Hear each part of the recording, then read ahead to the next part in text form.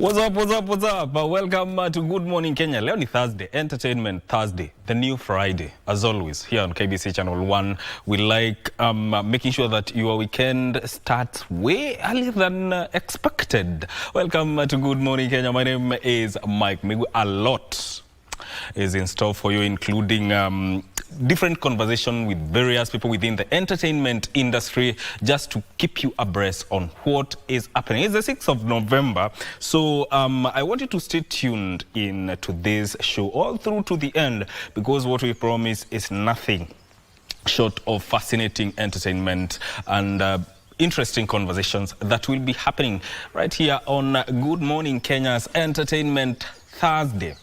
Siko peke yangu kwa studio. DJ yako inadi. Ukoaje DJ? Niko poa, niko area. What's going on? Kama kawaida, new music. Today's playlist ni exclusive. Exclusive? What do we mean by exclusive? Like exclusive, I mean like the music that is cutting across every genre.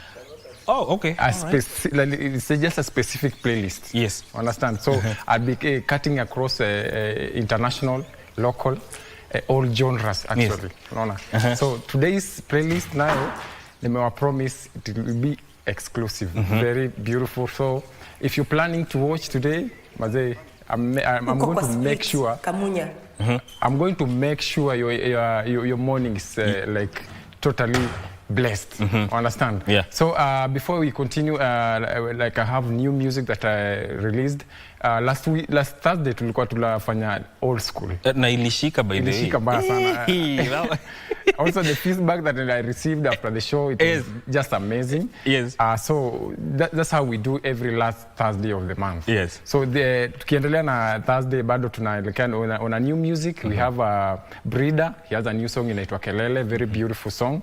Fanana, Steve Simple Boy, he has a new song. Tipsy G featuring Watenda Willy, very beautiful song inaitwa Pia Mi Nataka, very beautiful song. Jerai featuring Ben Sol, okay. He has a new song called Colors, very beautiful song. The list is endless. Okay. I'll be sampling them to kuendelea na show, so keep it locked. Indeed. Yeah. Na, you know, yesterday, Ray alikuwa hapa. Na in the morning, tulimpea jina. Tukamuita Naserian. Ray, how is Narok? Because you're there for the Ma Festival. How is it there? Good morning, or what do we say here down in Kimana? This is on Tepes. Just a few meters or kilometers, if you like, from Amboseli National Park. Yes. That all the action is going to be happening during this year's Ma Cultural Festival. This is on a rotational basis across 4 counties, and one of the counties that is going to be featuring this year and where we are is Kajiado, Mike and DJ Unique. So good morning from Kajiado. In Ma, they say sopa. So I expect you to say sopa too. Yes? Let me ask you something. You know, people are used to saying ero, then the response is soba. Is that the thing? Because you're on the ground. More or less, actually, it is, and we are learning a lot. What I can tell you about Amboseli, yes, the name Amboseli means plains. So in Ma, it's actually Empusel. So Empusel is what Amboseli is, and this is where the action is going to be taking place. This is the 3rd day, and the 3rd day is going to be heavily featuring on women inclusion, as well as focusing on matters conservation. So once we are done with, the display and the exhibition, a lot of culture, songs, and such, we're going to be going to conservation areas. Amboseli has quite the rich history when it comes to the life of, the ecosystem. And when you talk about the big 5, we talk about the elephants.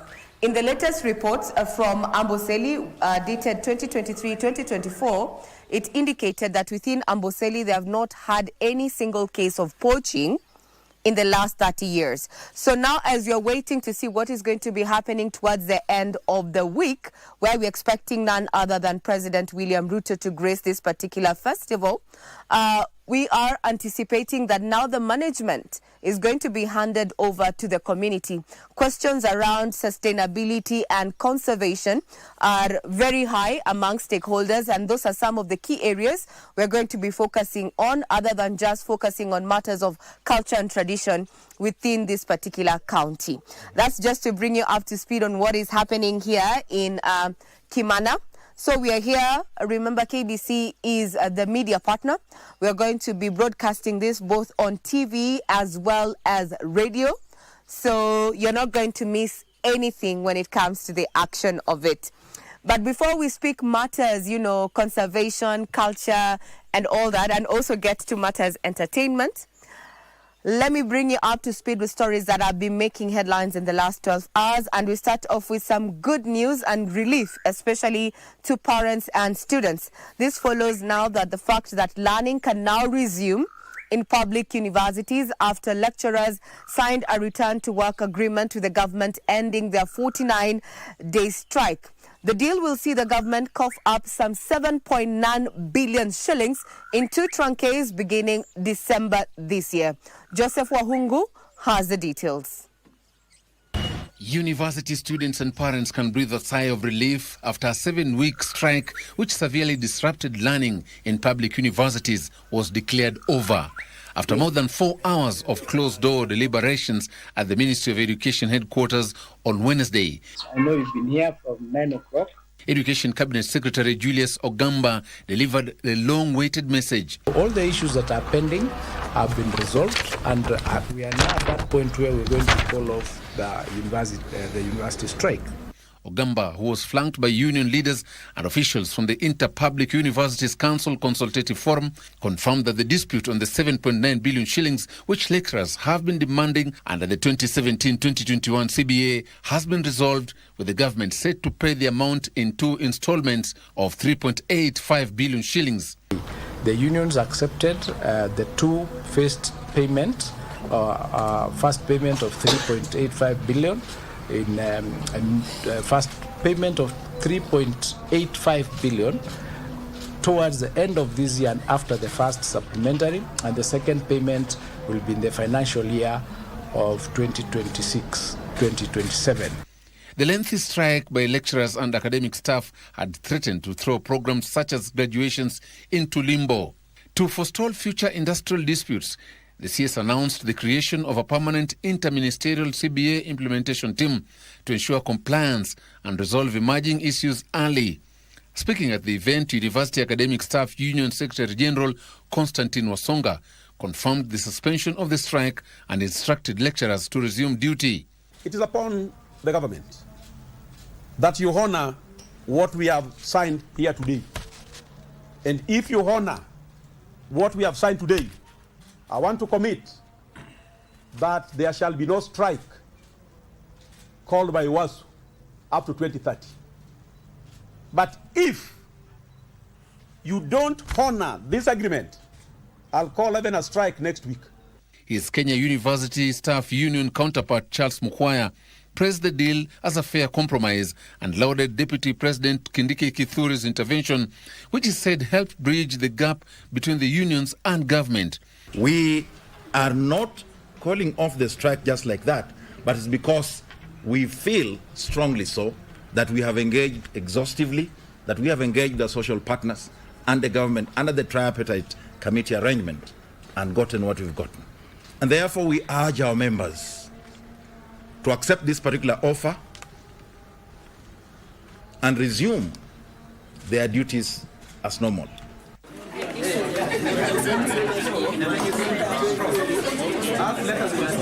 Indeed, that's a welcome relief, especially to the parents there who are wondering if indeed the investment is going to go to waste, given that 49 days have passed since this particular deadlock was unlocked yesterday. Now to matters graft, the Ethics and Anti-Corruption Commission, EACC, Wednesday recovered 5.5 million shillings investment worth of 595 million shillings, 13 high-end vehicles, 28 landed properties, and 37 bank accounts in a scandal that saw the public lose a cool 3.8 billion shillings at the State Department for Sports.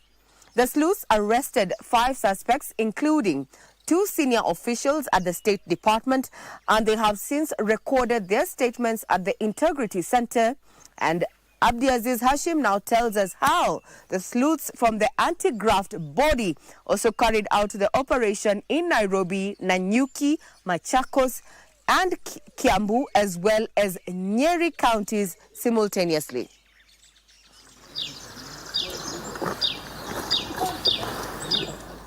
It was a day of reckoning.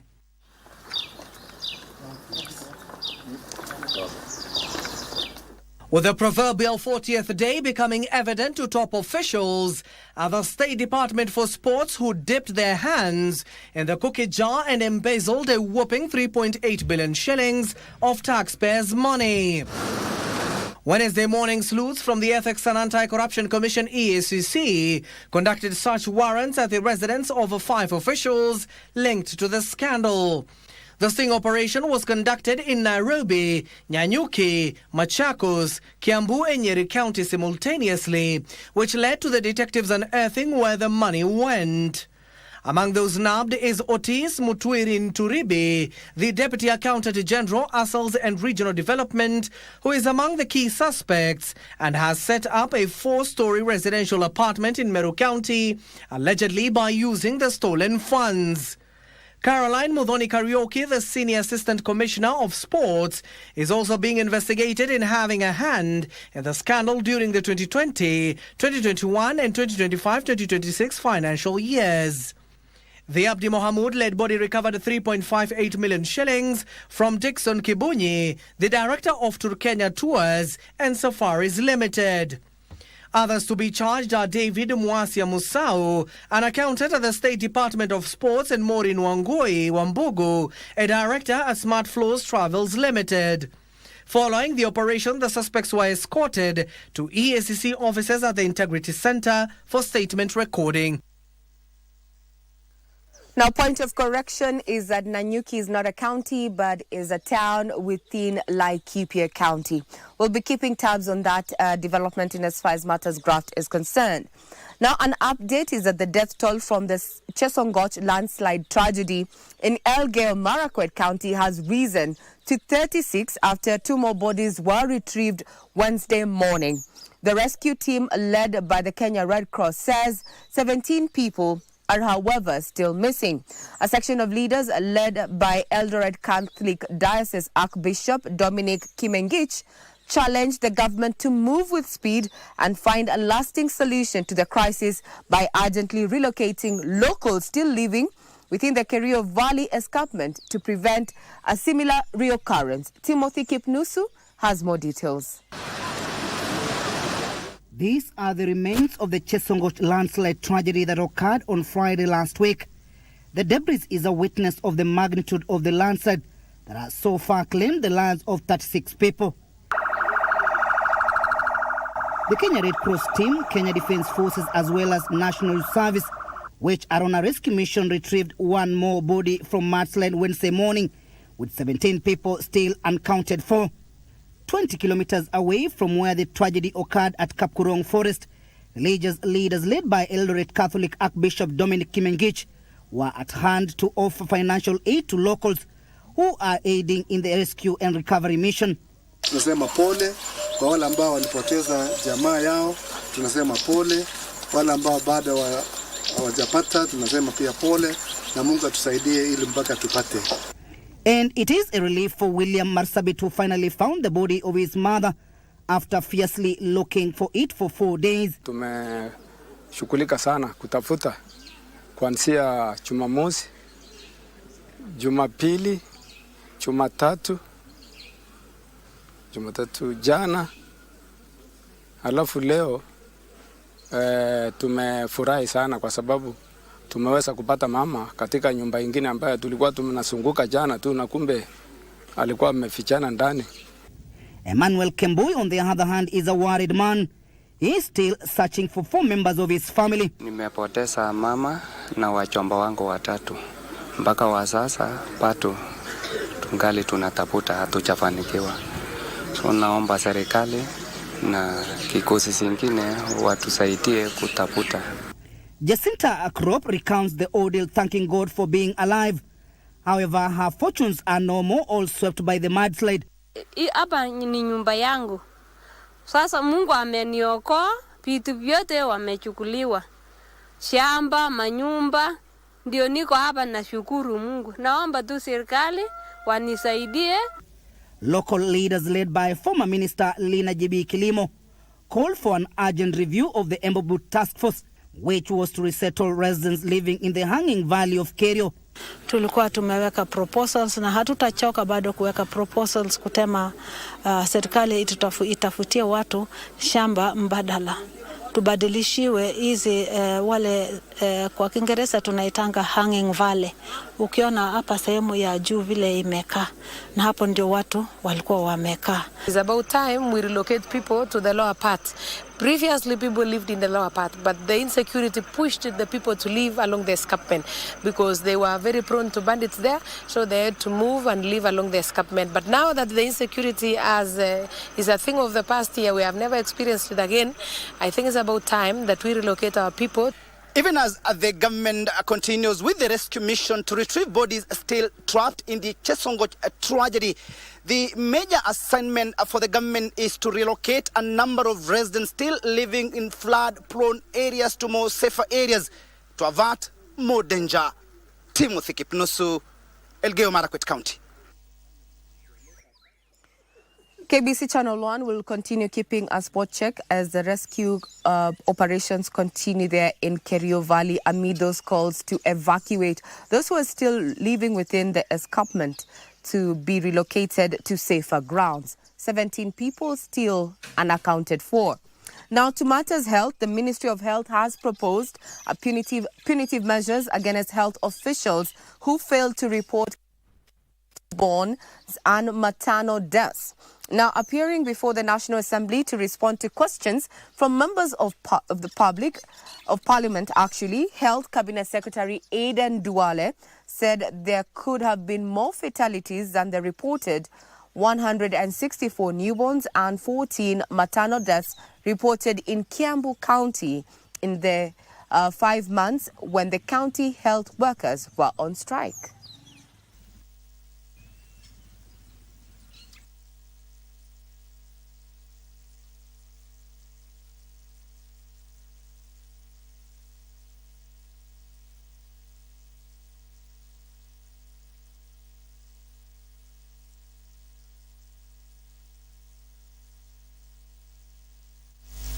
Mr. Speaker, this is a very serious offense.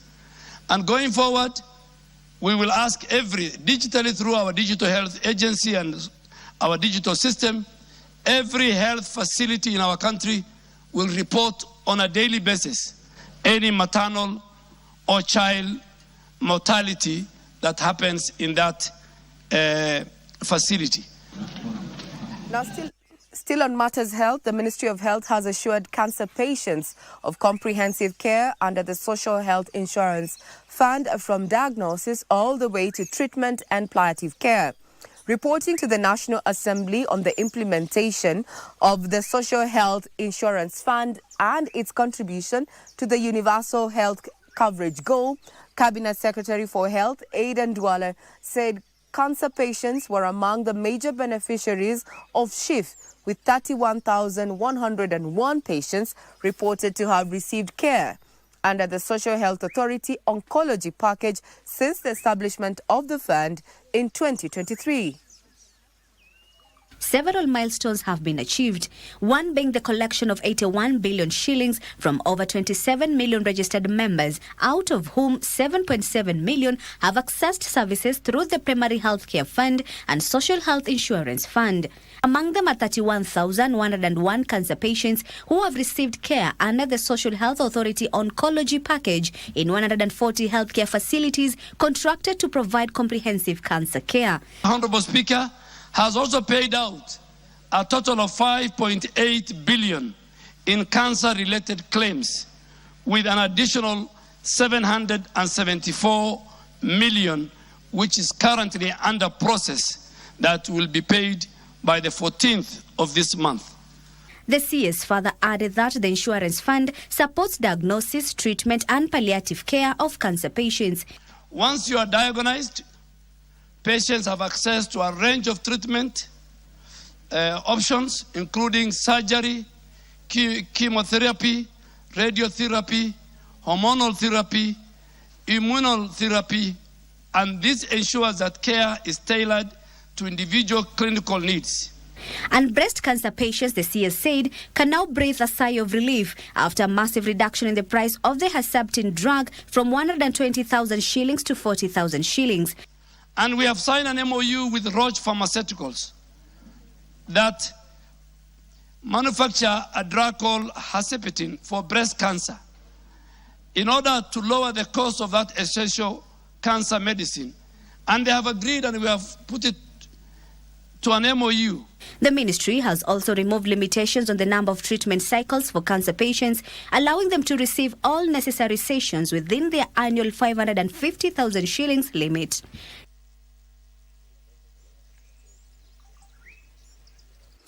Away from health, now we focus on stories that have been making headlines in the counties, where security agencies in Meru County are investigating an incident that left 2 people dead and 5 others hospitalized at Maua Health Hospital after allegedly consuming illicit brew. Details of this and other stories in our county news roundup. In Mombasa, Head of Public Service Felix Koskei emphasized the need for sound policy frameworks to support the transition to electronic record systems across public institutions and enhance efficiency and accountability in government operations. Under the leadership of His Excellency the President, the government of Kenya has placed digital transformation at the core of the bottom-up economic transformation agenda. The digital superhighway, one of its flagship pillars, seeks to automate and digitize critical government services, enhancing efficiency, transparency, and citizen convenience. He urged government officers to work towards adoption of the system. Elsewhere, Meru County government has disbursed medical drugs worth 59 million shillings. Speaking during the distribution, Meru County Deputy Governor Linda Kiome said the medical supplies will be distributed across 216 level 4 and 5 health facilities. Consignment that will go to all our health centers as well as all the dispensaries. In total, for this phase, we will receive almost 60 million worth of medical supplies. This is a clear sign that our government and His Excellency the Governor is intentional on ensuring that our people get medicine and get the health services that they so much require. Meanwhile, the first cohort of the Machakos Youth Empowerment Program kicked off, marking a milestone in the county government's commitment to empower young people through practical skills, mentorship and discipline for self-reliance and sustainable livelihoods. The progressive idea that I preconceived has yielded fruits, because I believe that empowered youth is the foundation of a prosperous county. The power of devolution lies in its ability to bring government, opportunity and hope closer to the people. Finally, residents of the Namanga border have expressed relief as normalcy returned after 3 days of violence in neighboring country Tanzania affected movement along the border. Shida nyama ikichinjwa inaweza kuosa kwa mabuchari kwa sababu hakuna watu walipata hofu. But this time round kila kasi inaendelea mzuri kabisa. Taswira imerejea tu vizuri. Naona kuko vizuri kwa sababu tunaenda mpaka hapo mpakani, tunaingia sokoni, hata sasa hivi naingia hapo sokoni. Naona hali sio mbaya sana, lakini kuna vikwazo mpaka huko ndani unasikia kama Wakenya watu wanaogopa, na pia hapo upande wa Kenya tunakunywa mafuta upande wa Tanzania. Sisi tunabeba abiria kutoka Kenya wakienda Tanzania na Tanzania wakiingia Kenya. Ilisimama, kasi ilisimama kabisa. Hawaingii Kenya na hawaendi Tanzania. Kwa hivyo tuliathirika sana kuhusu hii uchaguzi, lakini kwa sasa hii naona vile kulitulia, mama ameabishwa, nje imetulia kabisa. now from the counties, we head into matters business, where the Kenya Pipeline Company has proposed new transport and storage tariffs for petroleum products in a bid to recover infrastructure costs and improve fuel distribution efficiency.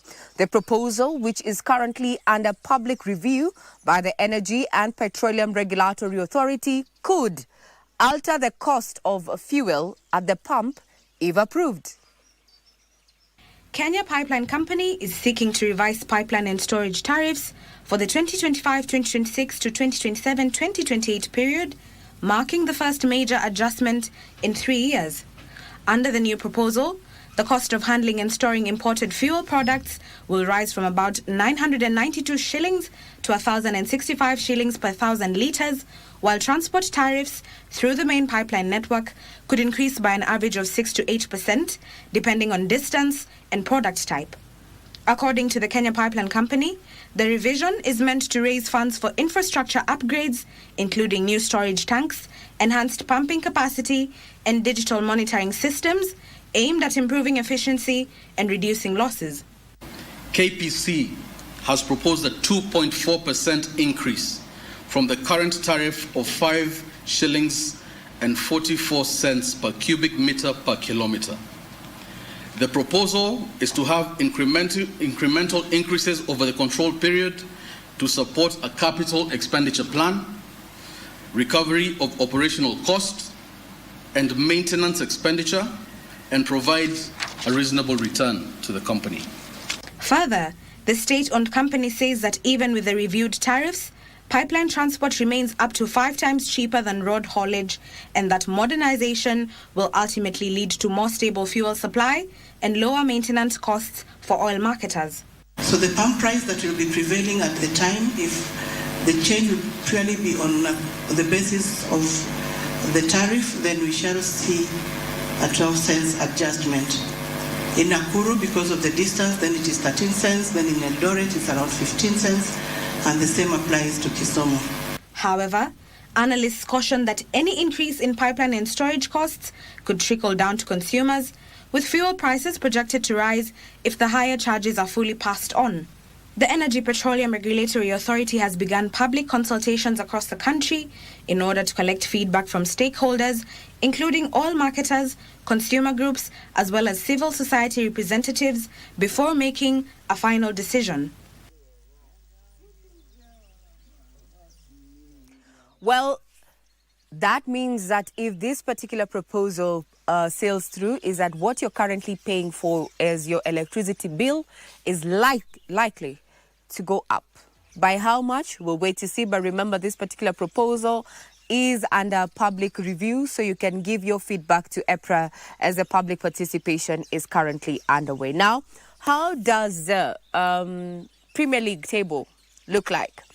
Arsenal is still leading with 25 points at the very top. Manchester City coming in second with 19 points. We have Liverpool there, who had a game yesterday, coming in at position 3 with 18 points. Sunderland at position 4 with equally 18 points. Bournemouth at position 5 with 18 points. Chelsea is position 7 with 17 points. Tottenham Hotspur still. Manchester United at position 8 with 17 points. We'll continue keeping tabs on what is happening in the sports space locally as well as internationally. Now, as we bring in the headlines to a close, is just to remind you that this is day 3 of the Ma Cultural Festival 2025 that is happening in Kimana, Kajiado. This is on a rotational basis across 4 counties, that is Narok, Samburu, Kajiado, to just include Ma communities that are spread across these particular 4 counties. So, and also what is going to be happening, or rather what is already happening in Nairobi at the Sarova Pan-Afric, is a press conference to just highlight the 32nd IEK International Convention that is themed Engineering the Future, the Roadmap for Kenya. So what do engineers have to say in regard to this?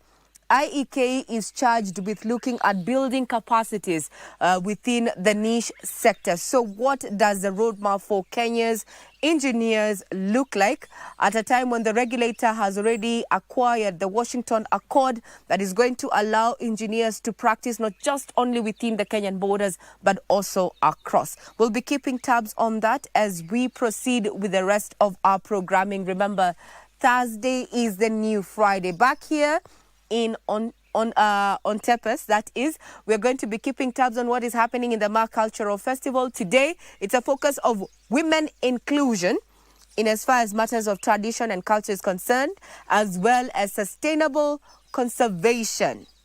You know, how the ecosystem relies on each other, humans versus wildlife, as well as the biodiversity within. We'll continue keeping tabs. Remember, KBC Channel 1 is the media partner for this particular festival. We're going to be broadcasting both on television as well as radio. So do keep it right here. Now I want to hand it over back to Broadcasting House, to Mike and DJ Unique. Take it away.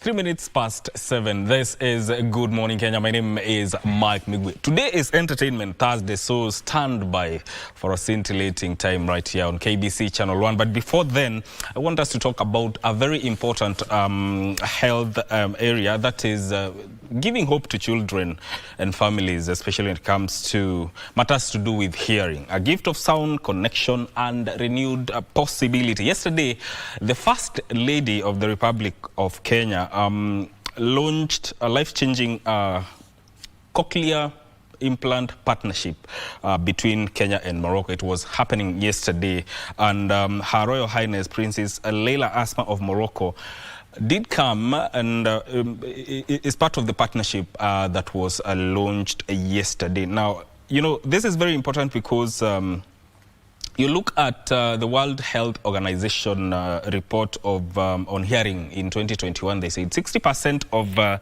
child hearing loss can be prevented through early intervention and access to hearing technology. So whatever was started yesterday is very important. And to help me in this conversation in studio, I'm joined by Dr. Ian Masharia, who is the head of ENT surgery at Kenyatta University Teaching and Referral Hospital. Welcome to Good Morning Kenya. Asante sana.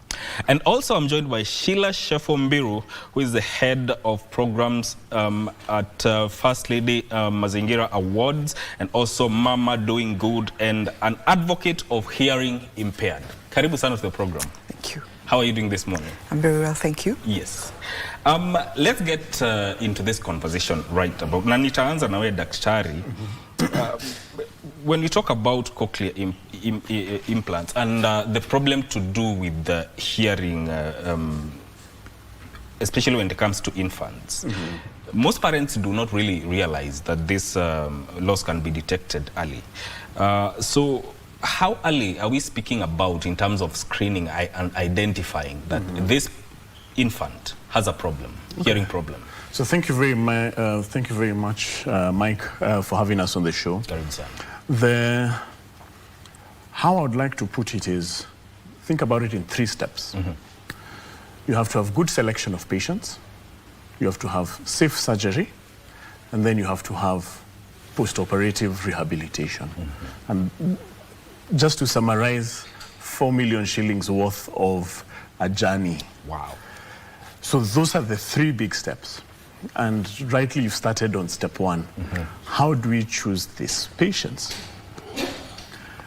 There are various causes of reduced hearing, and it's a huge burden, and we see it in this country. And so what we do is that we need to start what is called neonatal screening, which means what? A baby is born, and within 1 month, it's called the 136 rule. Within 1 month of birth, we should be able to have screened a child with a hearing, for hearing assessment. And it's a very simple, straightforward test. It's a small machine that you put over the ears, and you send a signal into the ear, and you wait for a signal to be sent back. If the signal is sent back, then it means that the child can hear.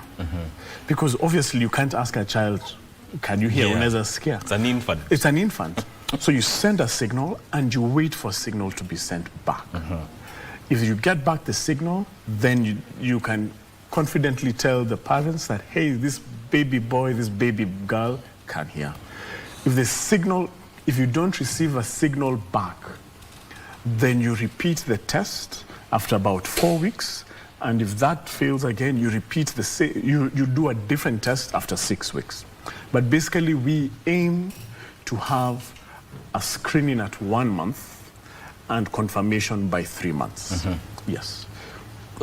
Repeat that. A screening by 1 month. So the first test should be done within 1 month of birth. Yes. And if there is any issue, the diagnosis should be done within 3 months. So a repeat test to find out, because there are many reasons. A child is born, all the fluid can be stuck in the ear, it just needs to come out. Yes. Or maybe the child was crying a lot when the test was being done, and you just need to repeat, or the child was fussy. There are so many different reasons. Yes, yeah. All right. Yeah. Sheila, you are an advocate of hearing impaired, but also you have an experience of the same. Maybe you take us through that before we get into the whole collaboration between Kenya and Morocco. Okay, thank you very much, Mike, for the opportunity. So my hearing journey, I started to experience hearing loss when I was 11 years old, and I didn't realize that, of course, that my hearing was had an issue. That my mom realized that she would speak to me or she would call me and I wouldn't answer, or music was listened to at a very loud volume, and so she thought I was being a rebellious teenager initially, and then when she talked about it with a friend, a colleague, and she mentioned, this is happening, I keep talking to her, she doesn't respond, she doesn't answer, and it was out of character for me. So after after it went on for a while, her friend who had experience with hearing loss mentioned to her, maybe she does have an issue with her hearing. Of course, my mom went into denial. What do you mean? And then after some time, she tried to do her own, test. She'd call me, speak to me when she's standing in front of me. I could hear her. She'd go behind me or around me, and I wouldn't hear. So she thought, okay, maybe this could be. So I went to visit an ENT surgeon. This is very many years ago, about 45 years ago. And at that time, they diagnosed that I had fluid behind my middle ear, did the first operation, which did not work. But after, 1 or 2 other tests, they realized that I had conductive hearing loss in the middle ear. Yes. The middle ear. And so I was prescribed with a hearing aid, which helps to amplify sound, and I've worn a hearing aid for 45 years. Yeah. So I have moderately to severe hearing loss on my left side, and on my right side I have severe to profound hearing loss. Yes. Now, coming to this partnership between Kenya and Morocco, and which is being spearheaded by the First Lady, what do you think it means for this country? I think it's the first step in giving the gift of sound to a young child or to a child, and of course it's a journey. And so what the this cochlear implant procedure will do is allow a child to hear, to converse, to hear music and sound, and that's the first step in connection with the family, with people around you. And I think it's that bridge between the world of silence and the world of sound, which we all know. And so I think it's life-changing. Life is transformational. And maybe I can just give you in my context. So I've had 2 operations, 2 major operations. The first one did not work. Second one I had in Australia. I was a student and they offered me this opportunity to correct my hearing. And I remember after 1 week of the operation, I had earplugs. And every morning I would wake up, there was a beautiful tree outside my window and there were birds. But this day, after I removed my plugs, I could hear the birds singing. So the birds always sang, but I never heard them. So you can imagine for a child. Yeah. Daktari, I've seen clips of children hearing the voice of their mom or dad or their siblings for the first time. It's priceless. Mm-hmm. Yeah. Daktari, does that mean that if cochlear implants are done early, they will be effective throughout? So, the answer is yes. Mm-hmm. Hearing loss, as Sheila said, there are some causes that can be fixed with surgery and others can't. The ones that can be fixed with surgery, especially a cochlear implant. So when we look at hearing, mild hearing, moderate hearing, severe hearing loss. If you have severe hearing loss, we put in a cochlear implant. So a cochlear implant is a device you go under surgery. So take you to theater, put in a cochlear implant into your inner ear, close up, and 1 month later, switch on the cochlear implant. And then you undergo a very intense period of rehabilitation to teach you how to hear. Because you're assuming that when I have put this machine that you can hear, and as Sheila said, if you didn't know the sounds of birds before, how do you know that they're related? So after that period of rehabilitation, now you can hear. And to answer your question is that these cochlear implants actually do help those patients who have been well selected to hear. And it's fascinating because it is one of the only senses that can be lost out of the 5 that can be restored. Yeah. Sheila, do you tell us where this vision by the First Lady started? I think, as a mother herself, just imagining a child, who is not able to hear, to speak, to communicate.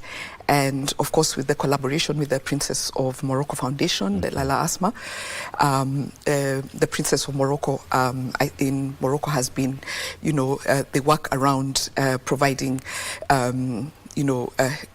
this opportunity for children who are hearing impaired. And so this collaboration will support, initially this year, 100 carefully selected children, and already I think some procedures have been done this week, and then early next year we'll have more. And so the idea is to just give the gift of hearing and sound to these children, and this collaboration, and we're really grateful as the Office of First Lady to the Princess of Morocco for providing this opportunity for hearing impaired children. Is there a criteria that is being used to select these children? Yes. I think that question can be well answered. Because we keep on saying carefully selected. And the reason for that is that the brain is an amazing organ. How hearing happens is that you get sound coming into your ear, and what the ear does, it changes sound energy, which is just physical compressions, to electric signals. That's what a cochlear implant does. It changes sound energy to signals that are transmitted through the nerve into the brain.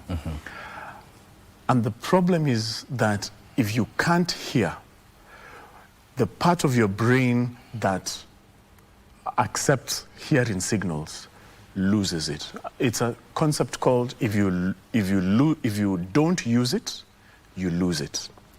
Therefore, there's a window period where if we don't implant these children, then if we implant them as an adult, they are not going to hear because the brain has lost that part of the brain.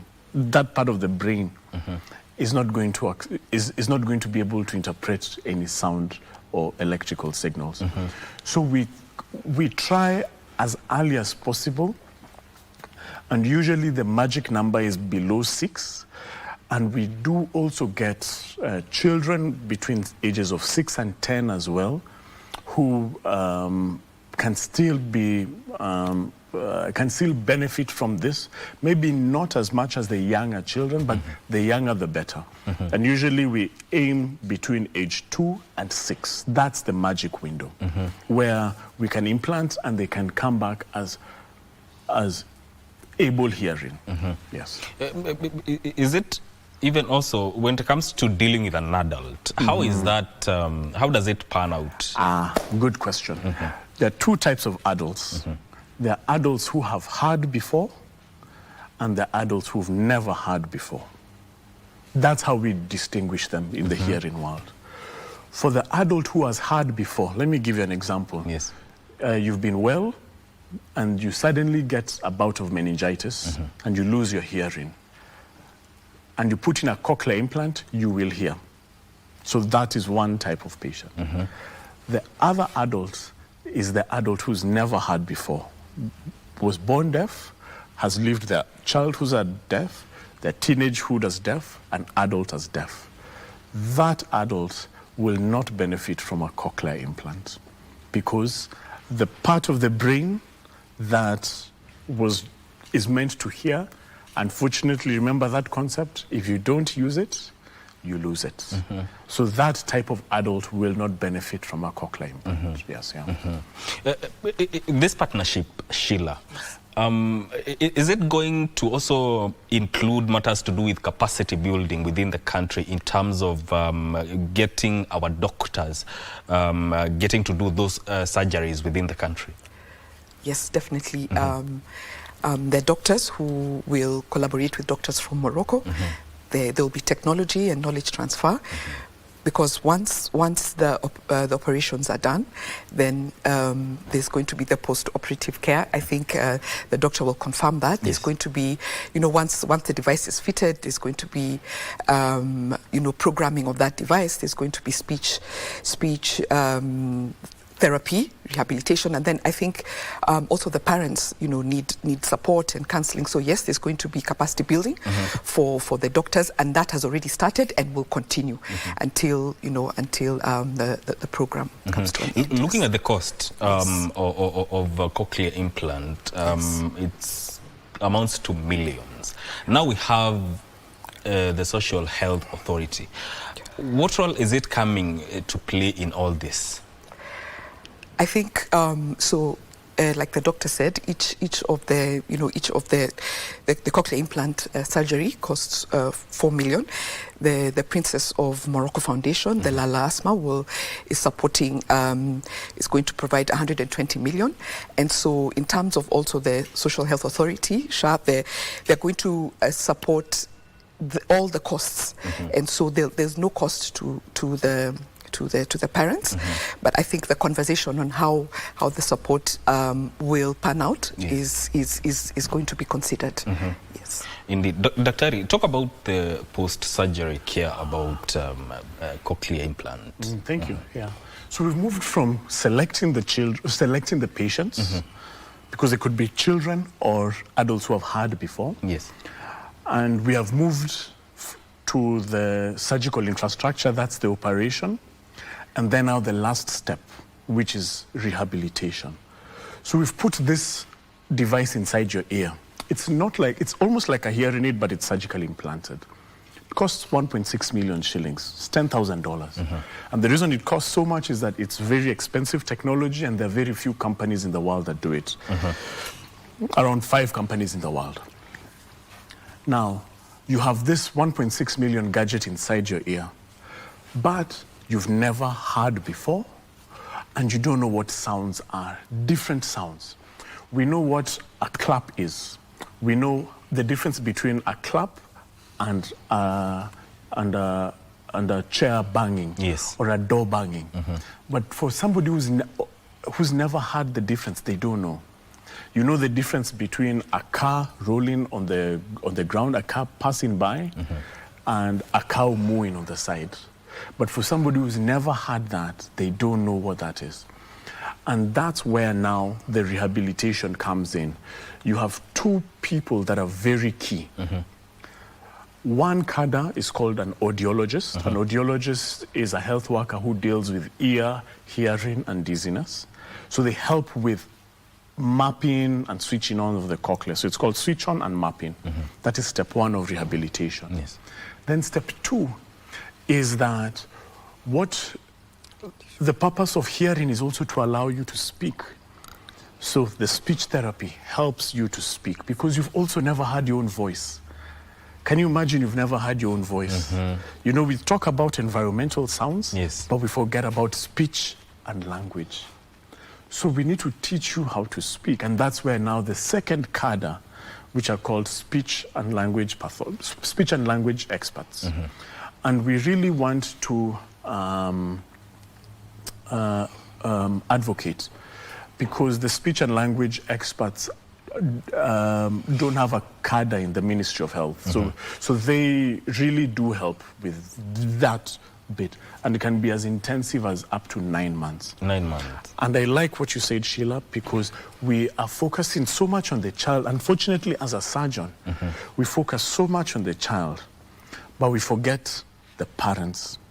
Because a lot of children who are born deaf are born to able hearing parents. And that goes to your story, because you had a hearing impairment, but the people in your life were hearing. So there's a huge disconnect in terms of even awareness and also acceptance. Yes. And the third thing, treatment. You've touched on the things that are actually touches on the next question, because hearing loss, Sheila, is largely hidden. It's not really something that is talked about. So in terms of awareness, is there a plan through our First Lady's program and now this collaboration to raise awareness and deal with the stigma that comes with this misunderstanding about hearing loss? Yeah, very true, Mike. You can see hearing loss. Like when people look at me, they don't see a person living with a hearing disability. So very important is awareness creation. You know, the First Lady is an advocate for health and inclusion, and especially for special need learner, you know, special need children, let's say children, special need children. So there's definitely going to be a lot of awareness, awareness around, like he said, you know, children living with the hearing disability, parents, families, how they can support, and then also ensuring diversity and inclusion in all the programs, you know, all the programs for the First Lady and beyond, so that, you know, people can get to understand how then do we respond to children with hearing impairment, and even, you know, children with disabilities. So yes, there will be awareness creation, and the First Lady, of course, is an advocate in that area. Just a clarification, we spoke about, you know, SHA and how SHA is contributing. So the cost of the cochlear implant is 4 million shillings, like Dr. Macharia said, and SHA will be contributing about 350 shillings per patient towards that cost. 350 shillings. 350,000 shillings. Sorry, 350,000 shillings towards that cost. Yes. In terms of helping parents with kids with hearing loss, and those who have now undergone, let's say, cochlear surgery and implant, are they shown a way that they are supposed to provide aftercare? Because at the end of the day, you leave hospital, unaenda nyumbani. Yes. How is that dealt with? So if you're hearing very well what I'm saying, I'm introducing very many different types of health workers. As surgeons, we are usually the leader of the team. Yes. But it's a team. So we have audiologists who are recognized under the Ministry of Health guidelines. We have speech and language experts who need to be recognized. But then we also have community health workers, psychiatrists and psychologists, and counselors as well. And this help, but that is medical help. There also needs to be social support. So when you think about support, there's medical support, which we can do as healthcare workers, and usually in the team, you'll have a psychiatrist or usually not a psychiatrist, but a psychologist or a counselor to guide the parents, because you have these hopes and dreams for this child, and those may not have materialized, and you need to now go through that help. And that's what psychologists and counselors do. But then also there's the social support that the parents also get from their community as well. So when you look at that team, that's super important. And that already has been built in the private sector. There's this cochlear implant group of Kenya, but that's largely based in the private sector. Our work in the public sector is to be able to bring this same model where we look at these 3 steps and not only focusing on the child, but also focusing on the parents as well. Because if the parents are in denial, then you know that the child is not going to get the best out of this. And you have that story from Sheila to testify that. Now, you look at the capacity, because we are talking about over 50 surgeries that will be performed. What kind of surgical preparation that is expected to happen for this to go smoothly? Okay, so it's, in our lingo, we call it surgical infrastructure.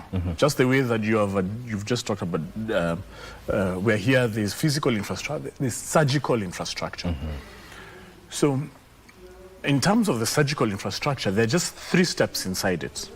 You have the theater and the anesthesia, so that is safe anesthesia. The surgery takes about maybe 2 to 3 hours, and we need it to be without complications, because there are very critical nerves around the ear, because we are drilling deep inside the bone of the ear. So safe anesthesia, good equipment, that is drills and then monitoring devices. Because one critical step is the cochlear implant is maybe about this long. Yes. And where you put it is about maybe 1 to 2 millimeters in diameter. And you need to thread it inside. And you need to thread it, usually maybe, it could be up to some couple of millimeters inside. So it's very delicate surgery, and you have to know, am I in the right space? Have I gone deep enough? Because I don't want to put in this device that costs 1.6 million in the wrong space. And we don't want to put this device in the correct space and then you have an infection later, because unfortunately the risks of surgery are you can get infection. And then we need to close up and make sure you don't get any sort of issue afterwards. So safe anesthesia, the surgical steps without any complication, and then closing up and waking up the patient. And that surgical infrastructure, what we hope is that our level 6 hospitals will be able to invest in these things, because the surgical infrastructure and the human capacity as well, these things are very possible, especially with what has been shown in KNH. They are aiming to do 50 surgeries. Yes. And I think 10 of them are also going to be done at MTRH. Yes. And for us in KU referral, our role was screening. So we want a collaboration between this level 6 hospital, because that's the work of a level 6 hospital. Okay. To do big surgeries that cannot be done at lower facilities. All right. We shall continue with this conversation, which is very important actually. But we'll do that once we come back from this short break. Stay with us.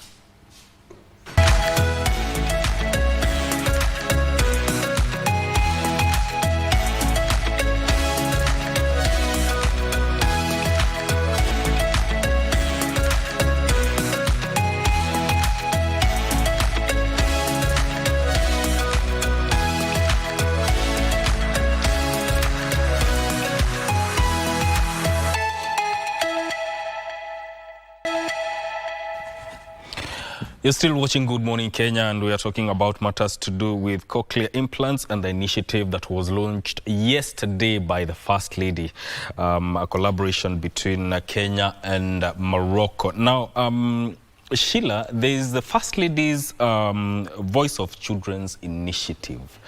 Talk about its broader perspective. Okay, so first of all, let's start with the First Lady's Mama Taifa.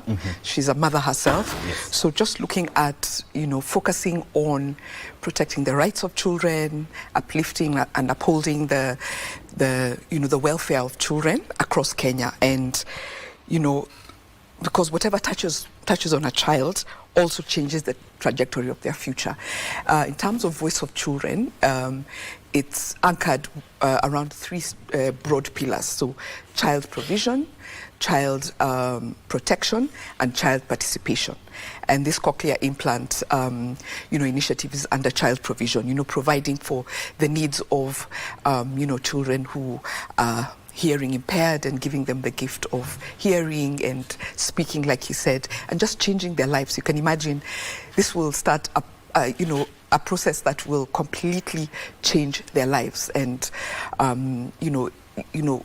just renewed possibilities, greater opportunities, and just that connection, to the rest of their loved ones and family. So as a voice, this Voice of Children is just connecting and, uplifting Yes. the children of this country. And this is the first step of this program. There's another step that will happen next year. Yes, so as Dr. has said, so this week about 70 children will have the cochlear implant, and then we have another 30 who will be undergoing the procedure early next year in Morocco. So a total of 100 for this first phase. A total of 100 for this first phase. Yes. Daktari, if hearing loss goes undetected, when it comes especially to an infant or unmanaged, how does it affect a child's development? It affects, number one, your speech and language. Because we say you cannot speak what you've never heard. So you find that speech and language is affected, and therefore you are unable to articulate your needs, your desires, your heart's longings, and you have to now develop a new language to do that, and that's what sign language is. It's a new language. It's a language like any other, but it's a different language from what you and I do. So that's speech and language. Yes. Number two, the environment around you. You are not aware of the environment, and that now affects your ability to interact with your environment. Because how do you cross roads? How do you hear birds? How do you know that there's danger coming before you see it? But number three, it isolates you. And now I see that with the older patients. So these patients have been perfectly fine, have retired, have lived a full life, and are in their sunset years. And their hearing starts deteriorating. Because that's what happens. Your body deteriorates, and also your senses as well. Your eyesight goes down. And we have noticed that your hearing deteriorates. You are not able to interact with your community. You start getting isolated. You don't want to keep on asking people to repeat themselves. You don't want in meetings to look like you've not heard what the chairman of the meeting is saying. Or if you're the chairman of the meeting, you'll find that you strategically put the most important people on one side, the better hearing side. And you find that you become more isolated. And you know what happens with isolation? It starts, you further deteriorate. And unfortunately, we have found that it's early signs of dementia occur with increased hearing loss, especially with the elderly. Yes. And especially for the, let's say, an adult deteriorating with a deteriorating hearing, can it be salvaged? Yes. Usually there are two things that we do.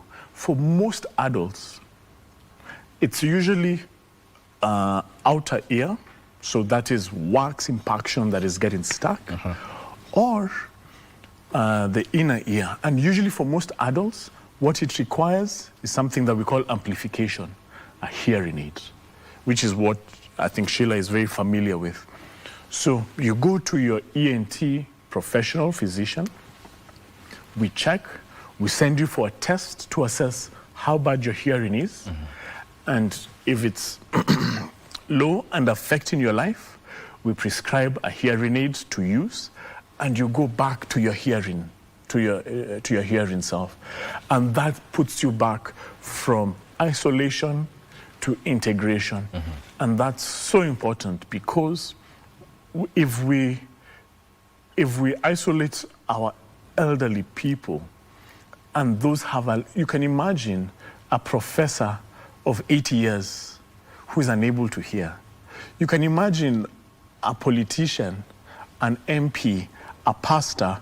They have so much knowledge, they have so much experience, but they're not able to communicate because of hearing. So that can be salvaged for most of them. Yeah, and we bring them back into society. Okay. Yeah. Sheila, in terms of sustainability of this, how long is it going to be, and how are you planning now to rope in the Ministry of Health in making sure that these services now, henceforth, or with time, will be available within public hospitals in Kenya? So first, in terms of sustainability, I think for the beneficiaries of the cochlear implant procedure, they will have the post-operative care for 1 year, and the support that Dr. Macharia is talking about, the speech therapy, the parental awareness and counseling, and then also in terms of just managing the cochlea itself. So it will go on for a year. And I mentioned that this program has the technology and knowledge transfer. So the doctors, there's knowledge transfer from the doctors in Morocco to the doctors here in Kenya. So that capacity will be built as the program goes along. And so I think in terms of sustainability, that skill set and that capacity is being transferred to the doctors here in Kenya, and then that will continue. And so that's a very important aspect of the sustainability of this cochlear implant program. Yes. Is there a chance that you will now collaborate with the Ministry of Health? Are there plans to collaborate with the Ministry of Health to ensure that this program now is expanded to not just include 100, more than that? Yes, the Ministry of Health are definitely collaborators in this partnership, so that they will be a part of the transition and the sustathere's process. Yes. And maybe you can also chip in. That as well. Yes, yeah. There's an ear and hearing guidelines that are under the curative service, and so we have new directors in the Ministry of Health, and they were present. So the director of curative services, as well as one of the deputy directors in charge of ear and hearing care, were there at the launch yesterday, and they gave their commitment to the ear and hearing program under the Ministry of Health, because those guidelines are the ones that can the ear and hearing strategic plan can now be translated into a program that can be implemented by your level 6 hospitals. And if you listen to what I'm saying, the implementation is by level 6 hospitals. Yes. But the detection of ear and hearing problems must be done at the lower levels. So if you notice, then there has to be a funnel. And for a funnel, we need to train the pediatricians. Yes. Because they are the ones who see children. We need to train nurses, because they are the ones who start the conversation with pregnant mothers that, hey, when the child is born, we need a hearing screen. Yeah. Because all mothers find bouncing baby boys and dedicate them and say, wow, my child is beautiful. But you cannot think about a problem if it has never even been introduced by somebody. We need our clinicians, our registered clinical officers, who are the backbone of our public health sector, especially under universal healthcare coverage, to understand that this needs to be funneled forward, this needs to be detected and funneled forward, so that we create capacity, because that's what level 6 hospitals are meant to do. You're meant to do the very dedicated work, you know, like a surgeon working with a scalpel to cut a very defined problem. But the heavy lifting is done between level 1 and level 5 hospitals. Yes. And I think that's what we really hope that the strategic plan of the ear and hearing care program would be able to deliver for us. Yeah. Indeed, as we come to the close of this conversation, Sheila, having established that there's a kind of misunderstanding when it comes to hearing loss and awareness of the same, what message would you have for a parent who do not really know, or who may have a child with a hearing impairment? Okay, so I think number one, of course, is just to be aware about, you know, your child, and when some of these, you know, symptoms, you know, show up, and then, you know, to get the, you know, diagnosis and help. But also, they're especially if now they have found that their child has some sort of hearing loss or hearing impairment. There are many programs now, more than even before, where, you know, parents can get you know, sort of kind of support.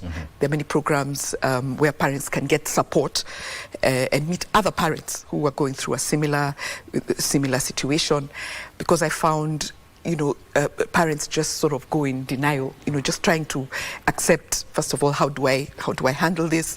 Some of them even, you know, if like the doctor said, you know, learn another language, you know, sign language, learn the language. So there are various ways, and now more than ever, there are opportunities.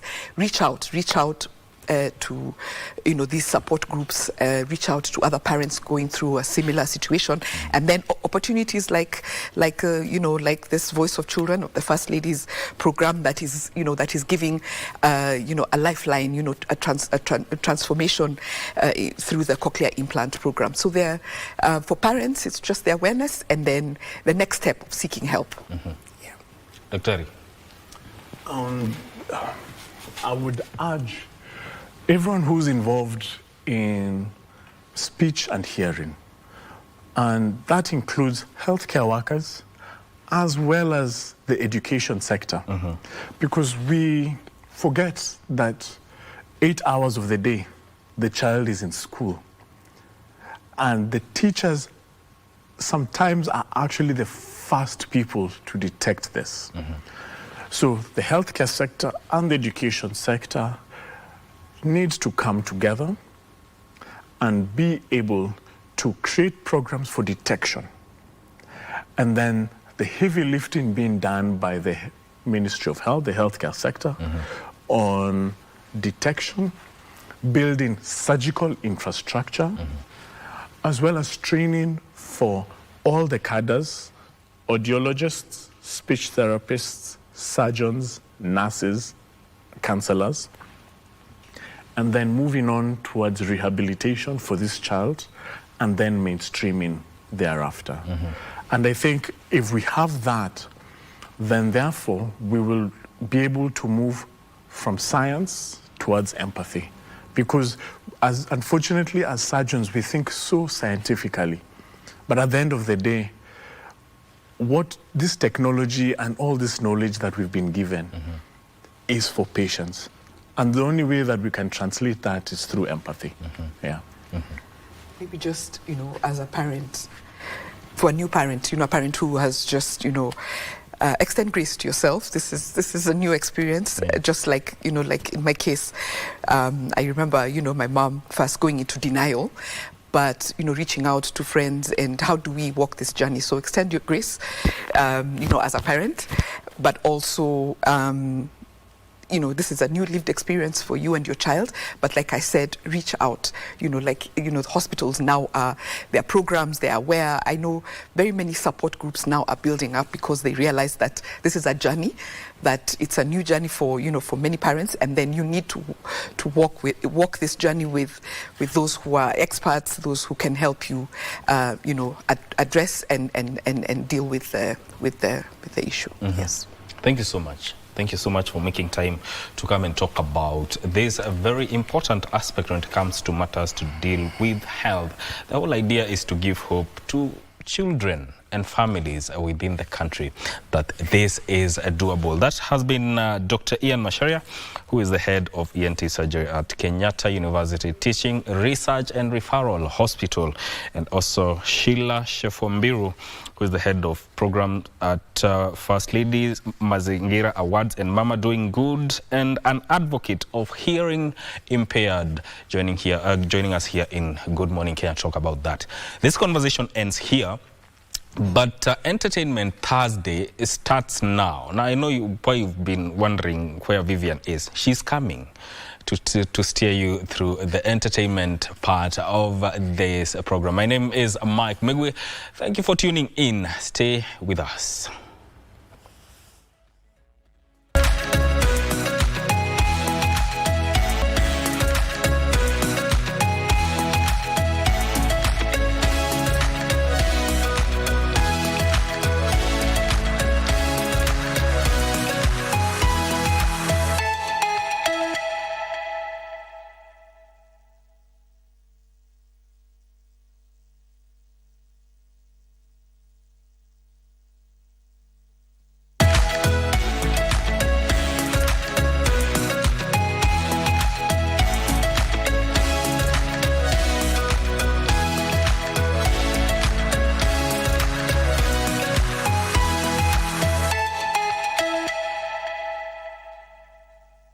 In a world that's changing faster than ever, the way we work and the way we do business is evolving too.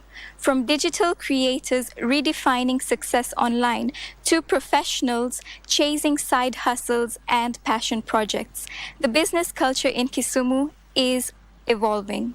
Today, we meet two people who are rewriting the rules, a content creator turning creativity into income, and an employee ready to start her restaurant in the heart of Kisumu. The workspace is not what it used to be.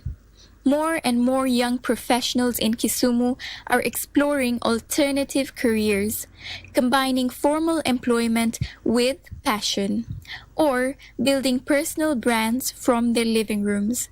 It's no longer about just earning a paycheck. It's about finding purpose, flexibility, and independence. Our first guest represents this shift perfectly. A content creator who turned storytelling into a full-time pursuit. My name is Cheryl Nawa. I'm a journalist by profession, but currently I'm a YouTuber, vlogger, and some say influencer, others say content creators.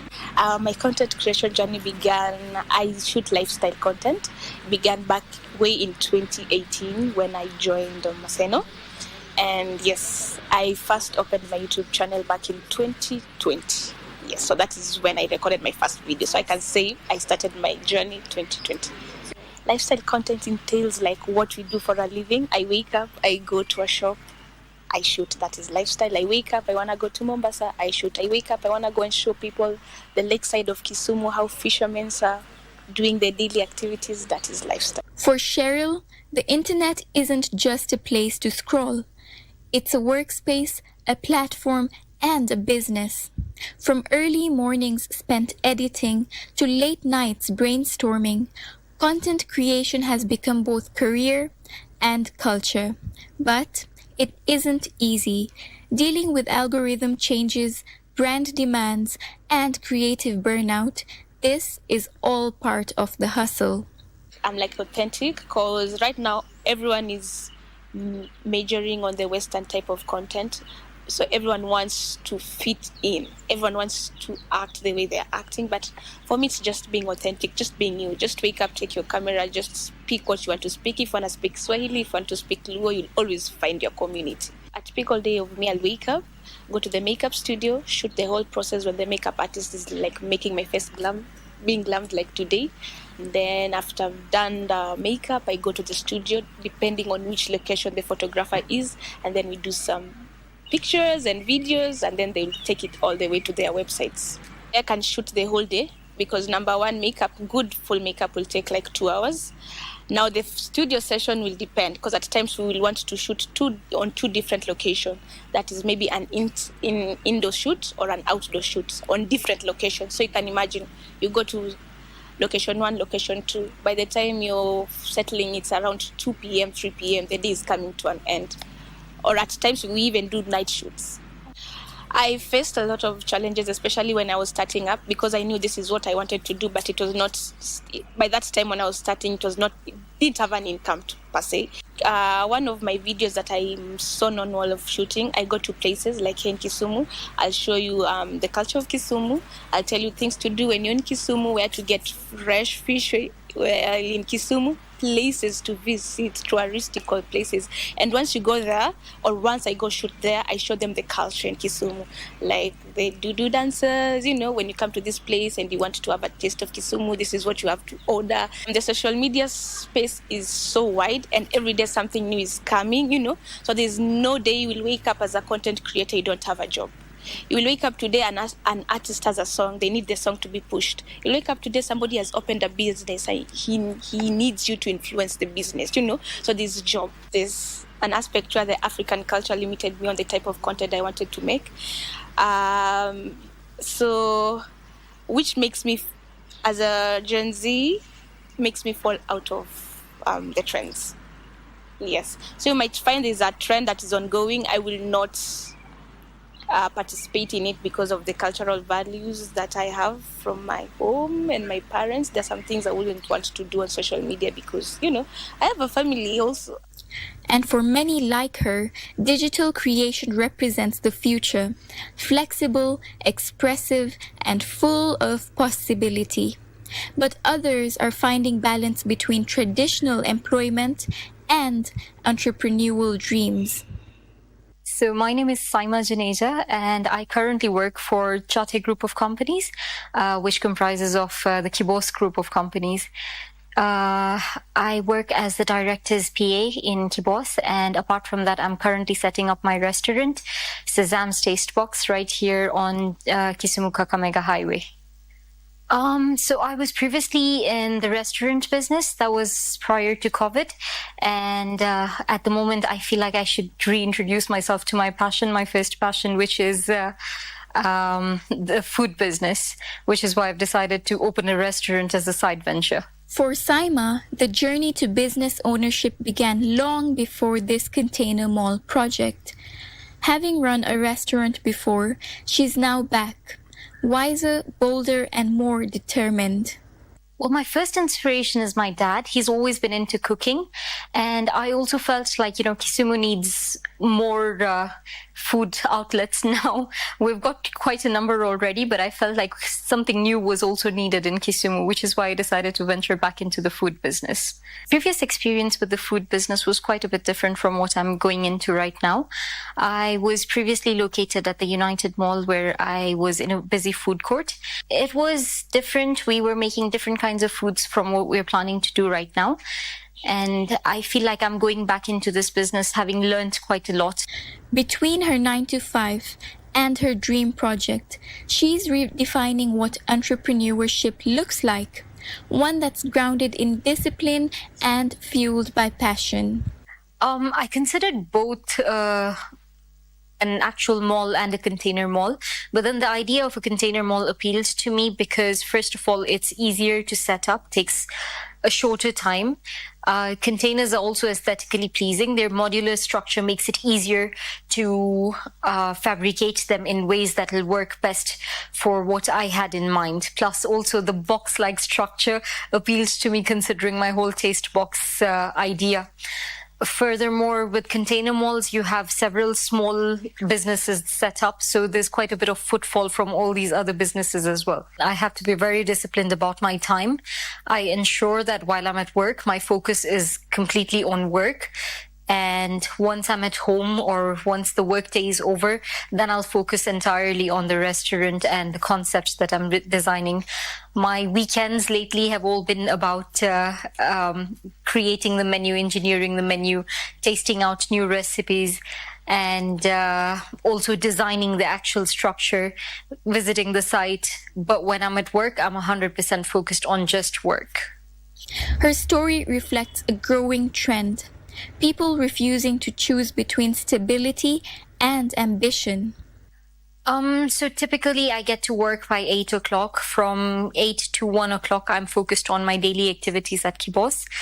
I'll do all my administrative work, and I handle food safety for the company. So I handle all my food safety documentation and work revolving around that. There have been a lot of queries raised, some by friends, by family, even by colleagues, who wonder if it's possible to actually do both, like focus on work and the restaurant. But I feel like with a good, strong support system, anything is possible.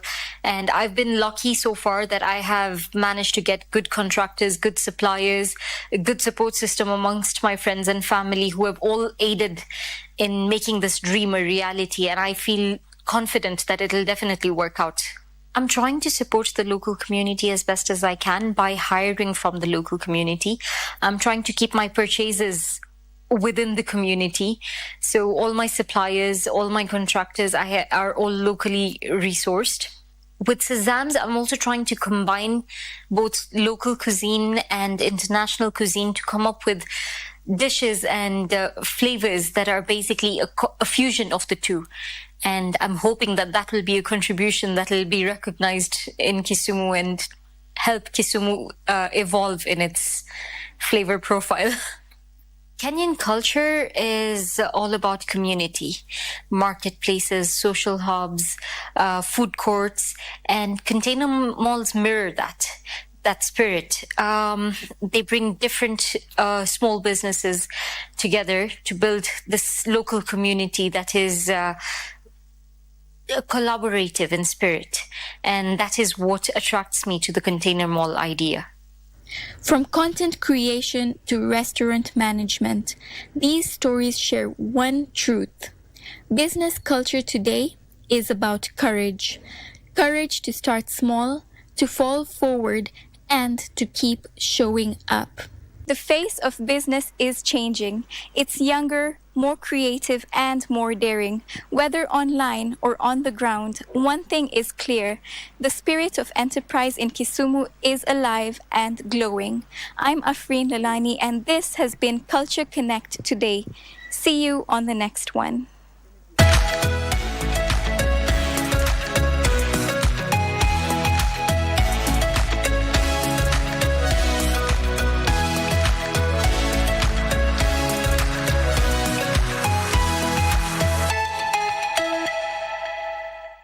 Yes, and that is how we do it right here on Entertainment Thursday. As is the usual, this is where we get to usher in the weekend. We started early as a Friday. Thursday is the new Friday on here. My name is Ndegwa, and I am here alongside Unique the DJ, who will be holding it down on the decks as is the usual.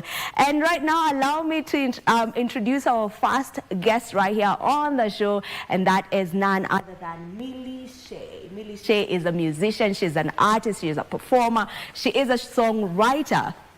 Welcome to the show. Asante sana. How are you doing this morning? I'm good. Unasikia poa? Niko salama Kila sana. kitu iko fiti? Perfect. Baridi haikukimbizi? Hiyo tushazoea. Very nice. For the people who are seeing you for the very first time, can you introduce yourself to them? Okay, my name is Millie Shea. Mimi ni msanii. I'm doing Afropop music. And my real name is Millicent Shibia, but ukitaka kunipata jina la usanii, I'm Millie Shea. Born in western part of Kenya, but I'm living here in Nairobi. Nice. Yes. Umeamua mpaka waambie majina ya ID. Ndio Wakujue kiundani. wajue Mpaka kwenye anatoka. Lakini watu wa western lazima mseme tu kwenye mmetoka. I am not surprised. Yeah, lazima watujue vizuri. Hata ni bahati ujaanza kusema naomba kutuma salamu. Salamu kidogo. Ndio tulikuwa tunaelekea hapo. Tunaelekea hapo. Kwa hivyo ni relax. Baadaye lakini tukimalizia lazima tutume salamu because kufikisha salamu kule tunasema huyo si wetu. Huyo si wetu. Mbona wefwe lakini si wefwe tena. Bila salamu. Yeah, it's a pleasure to have you on the show, and now I would love to get to understand your journey in music. Take me back to where your love for music first began. I think I've been doing music my entire life, not in public, but chini ya maji because I was brought up with a very strict parent.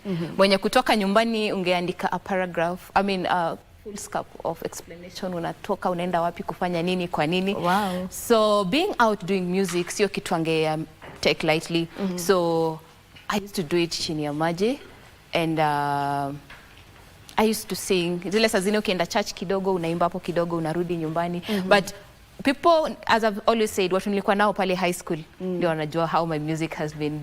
At least I had some small freedom. Nilikuwa naimba pale class, geometry, just making noise everywhere. But now, taking it professionally, I started last year. Yes, I started writing, doing some small classes, pale za vocals here and there. But now this year, early in January is when now nilianza kuingia sasa studio serious. Like yeah, let me now come out because unajua sasa nimekuwa mzee kidogo, mzazi hizi ni wa kiboko sana. Yeah. So what maybe gave you that spark of, okay, now this is the time. You know, I've been holding back for quite a while, but now this is the time. Naenda studio sasa. 2025 is the year I'm going to the studio. Of course, music unahitaji some little money, kurecord audio, kurecord video, like everything, you know, from wardrobe, everything, you know. So at least nilikuwa nimesave tu pesa kidogo. So this year tunye tulikuwa tumefika nikaona, I think I'm ready to go now. Yes. Yeah, so that's how I've been doing. That's why, like, when the money was a bit enough, that's when I started the journey of now recording the music and releasing to my fans. Okay. So now, from then now, when you started this year, if you can just now take me through the songs. I know you've done a couple of songs now. Yes. I've seen your YouTube channel. The newest one is Shake Your Body. But before we get to that, the first one that you released, just tell me about what it was all about. I believe we need to love each other. Mapenzi ya familia, baba, mtoto, the wapendo wenye kwa relationships and so forth. So my first song I released was called My King, and hii ilikuwa tu wimbo mzuri, unaweza imbia mpendwa wako, your girlfriend, your boyfriend, your sister, you know, your brother back at home. And yeah, ilikuwa tu wimbo kama penzi hapo kakutumbuiza wanaopendana. Yes, it's called My King. All right, I'll cut you short a bit. I want to head straight to Sarova, where there is a live happening. That is the 32nd IEK International Convention Media Launch. It is happening right now, and the president of IEK, that is Engineer Sharma, is talking right now. If we can head over there, and then we get back to our conversation. And I'm making a mistake now starting to mention this because I can't exhaust the list. But let me say, I really want to thank you all for being with us. ASEC has also been very supportive to us. And I want to start by acknowledging council members before I make my comments. The council members of the Institution of Engineers of Kenya, I'll request them to stand up so that we can see them because they're the one who planned this convention. All council members, kindly. Yes, council members are not paid. They really sacrifice to serve the engineers. And so I want to appreciate at this table we have our second vice president, Engineer Christine Ogood. In this table we have our first vice president, Engineer Harrison Keter. Next to her, we have Engineer Flora Kamanja is a council member. Next to her, we have Engineer Jennifer Korir, our Honorary Treasurer. We have Engineer Jackton Mwembe, who just left the stage and is a Honorary Secretary. We have Engineer Jennifer Gashe, who is a council member. We are more than that, and I'm sure we'll be seeing more. I also want to appreciate our Secretariat. Secretariat, please stand where you are. We do have Secretariat that now runs operations. Now, I know they are all over, organizing, making sure that we are comfortable. And so maybe we'll see all of them when they are done over there. Now, friends, our colleagues, and our partners, good morning. My name is Engineer Shama Kiteme, and I'm the president of the Institution of Engineers of Kenya, those who are seeing me for the first time. And I'm very honored to be with us this morning because this convention, being the 32nd, tells you we have had 31 conventions before. And this is a highlight of the success of the Institution of Engineers of Kenya. And I can never be more proud as a president that every year we've been able to hold this premier event. And so we're here today to launch this convention, the 32nd IK International Convention. And we've been planning this for the last 7 months. Now we are at that point that our society, our country at large needs to know what we have been thinking, what we have been planning, and how it impacts our country at large. It is therefore important that today we have this media launch, which is basically to engage the country, to engage the society at large. And I'm saying that carefully because every other time as IK we do something, we think we are doing it just here, only to get feedback from as far as Ghana, South Africa, that we were watching you. This, like I said, is the biggest event that IK holds every year. And this year, the convention is being held at the Pride in Paradise Hotel in Mombasa. And we'll be gathering at Pride in Paradise from 25th to 28th this month. This year, again, the theme is Engineering the Roadmap for Kenya. This theme is actually intentional. And also, from last year, we have been fashioning and packaging the annual convention as a forum to set the agenda for the country. And make no mistake, engineers are setting the agenda for this country. We're therefore looking into setting the agenda for the country for the foreseeable future. We believe that the thinking for the future has to be done today, and the thinking has a lot to do with engineers and engineering. Just this year, on August 27th, IK laid out the path to employment of 10,000 engineers. That was not a selfish odyssey. We were categorical in stating what we think needs to be done in the road sector, the building sector, in the water and sanitation sector, in the aviation, in the mining, virtually all the sectors. And we argue that this country needs to develop the roads to create these opportunities for engineers. We also emphasize the role of engineers in the affordable housing program, but also in the housing sector generally. The energy sector, water, irrigation, sanitation sectors, manufacturing, and our contribution to industrialization, agriculture, aviation sectors, as well as mining and extractives.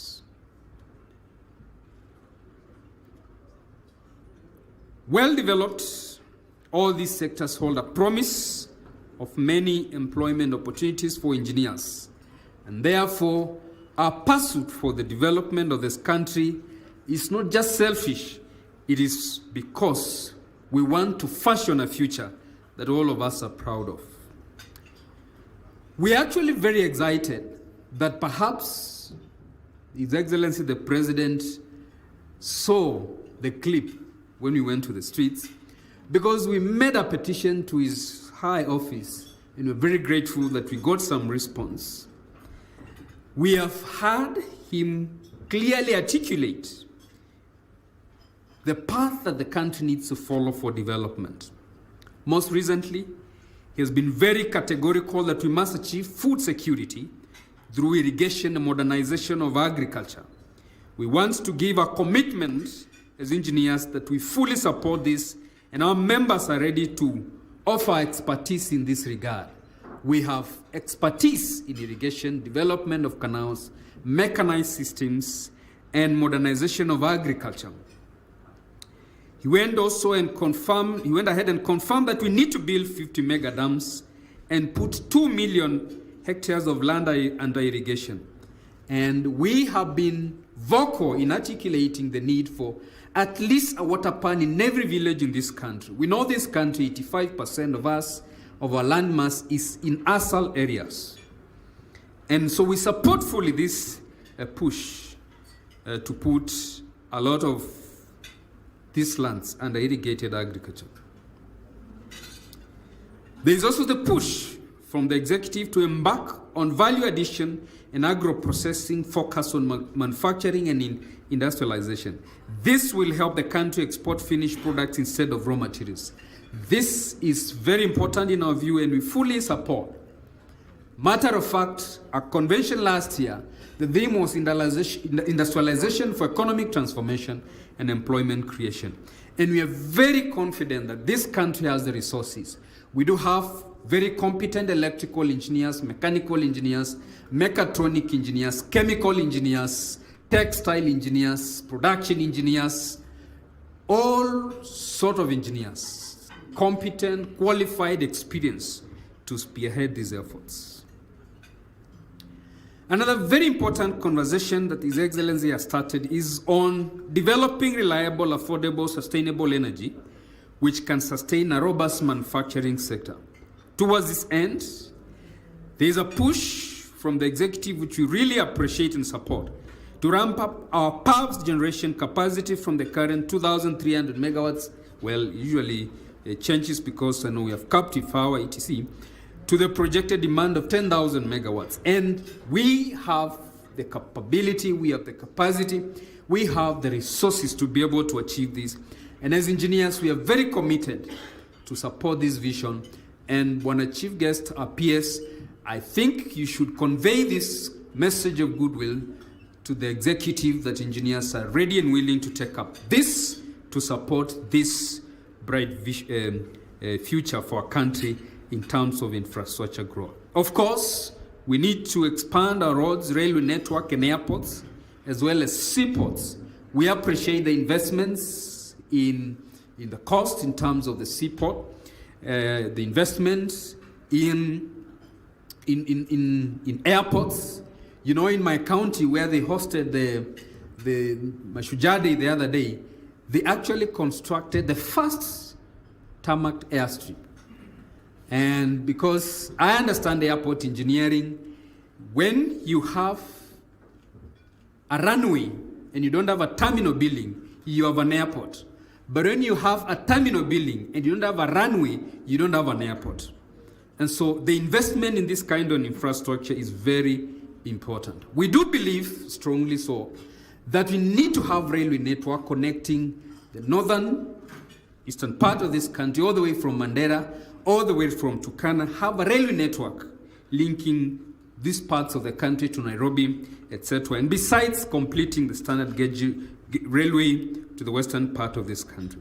And so we are aware that this vision involves a lot to do with engineers and very willing to support this vision. And so all these undertakings are important and they involve engineers at all levels. We appreciate that. conceptualization, planning, design, execution, operation, and maintenance. We are very confident that all these measures, if implemented, will create opportunities for engineers, and this is exactly what we are seeking when we have this kind of convention and we make it a national conversation. Now, the world is changing and changing very fast.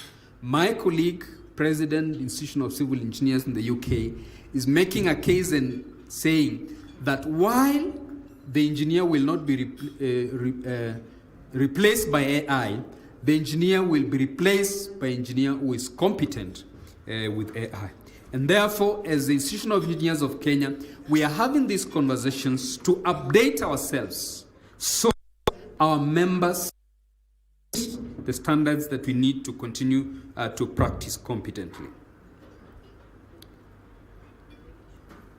We must therefore look at how realistically we can develop this country in the lines already highlighted, but the discussions on the wider policy and governance issues are also relevant and important so that we can make sure that every sector that our members are playing a role in is well highlighted. This convention, therefore, which is taking place, like I said, from 25th to 28th this month, actually the next, it is under 3 weeks now,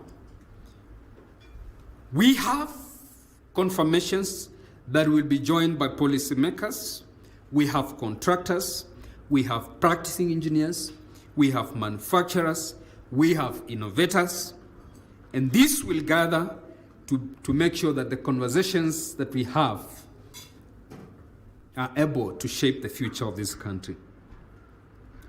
We are joined actually by foreign delegations, and as of yesterday, we have about 30 of them who have already confirmed, all the way from Singapore. We have confirmations from Russia, and locally Nigeria, Ghana, South Africa, and many others that are willing to join us in this conversation. It's therefore my joy and honor to invite all of us watching us, listening to us, and those whose message will reach, that you join us, and especially those who have interest in the infrastructure sector, to make sure that you attend the convention.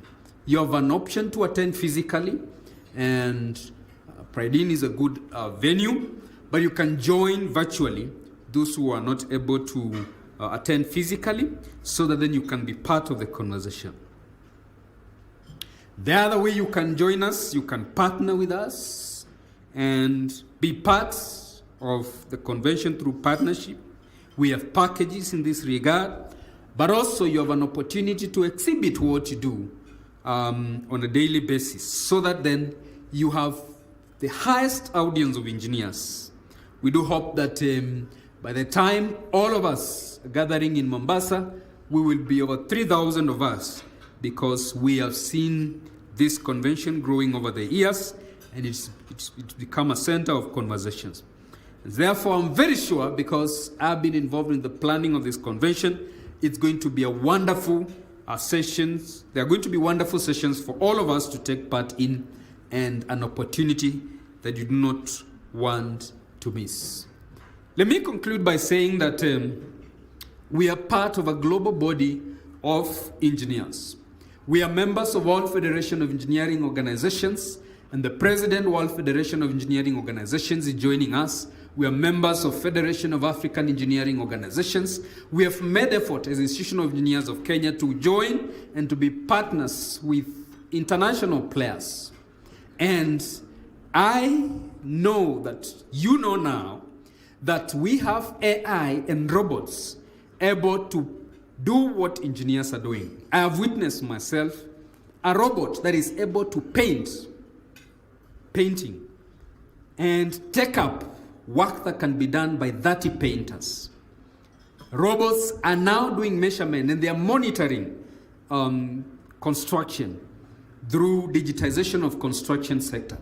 They are doing measuring, they are doing pouring of concrete and leveling. I've seen robots that are actually doing excavations and digging, making sure that we don't expose people to dangerous kind of work, and our engineers need to be updated in this regard. I'm telling you, engineering education has moved to virtual reality, where our engineers being trained in class are able to visualize the site from the comfort of the class, not having to go to the field. And we are aware this is happening in the world, and we must catch up. So part of the conversations we're having is to make sure that we are aware of what is happening and we can upgrade ourselves. But most importantly, that we are going to play our leading role in transforming this country. And therefore, all of us are invited. We want to invite everyone, especially in the media, carry this message across so that we can, all of us, converge in Mombasa for this conversation. It's going to be big, it's going to be a blast, and therefore, anyone in the interested in the infrastructure sector, you cannot afford to miss this. Thank you very much. I now want to invite our chief guests to be able to make his speech. Engineer Mbugo has been very close to the institution, and we are very privileged to have you today, our peers.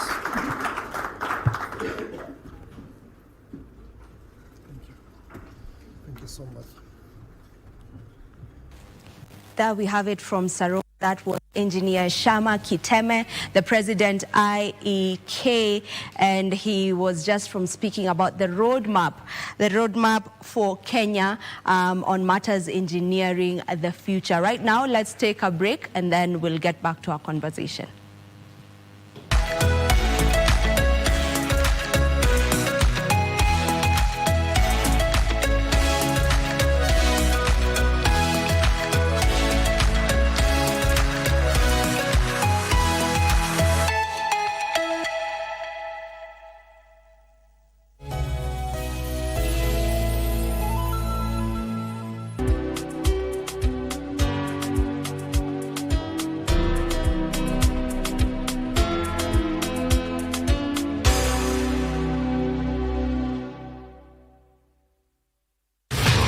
Je, wewe ni mpenda soka?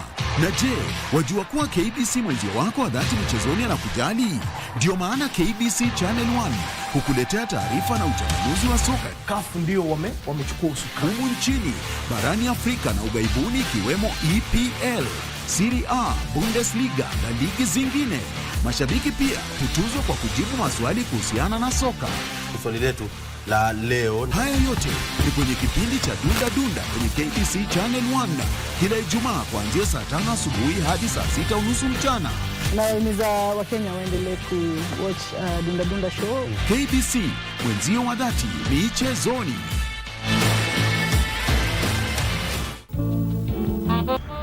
Believe me or not, she said she will kill me if I come in between you two. Lakini Singita, wasema kweli ama wanitania tu? Mlango wako nishaufunga mimi. Kama ulifanya hivyo, imani yako iko wapi? Je, umesema lote kunihusu? Sasa hivi, itoe mkono yako jabali. Na akifa na kuua pia. Hufai kumtongoza msichana mwajiri wa mwenzako? Lakini ni ndoa. Shilse.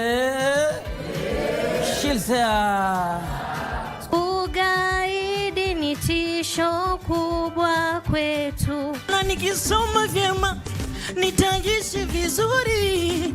Unaliona nitaka kanuna wazimu. Kitanda cha kata kimekatika katikati ya kata. Je, ni kweli kwamba kilimnemba upoteza ajira za watu wengi? Tukiruhusu mashine haya kuja kati yetu, wakulima wale wadogo wadogo walioandikwa kazi watapoteza kazi. Akili mnemba inaongeza ufanisi. Tunazo sifa mbalimbali za bembelezi. Zitaji. Nyimbo za bembelezi huimbwa kwa unyenyekevu.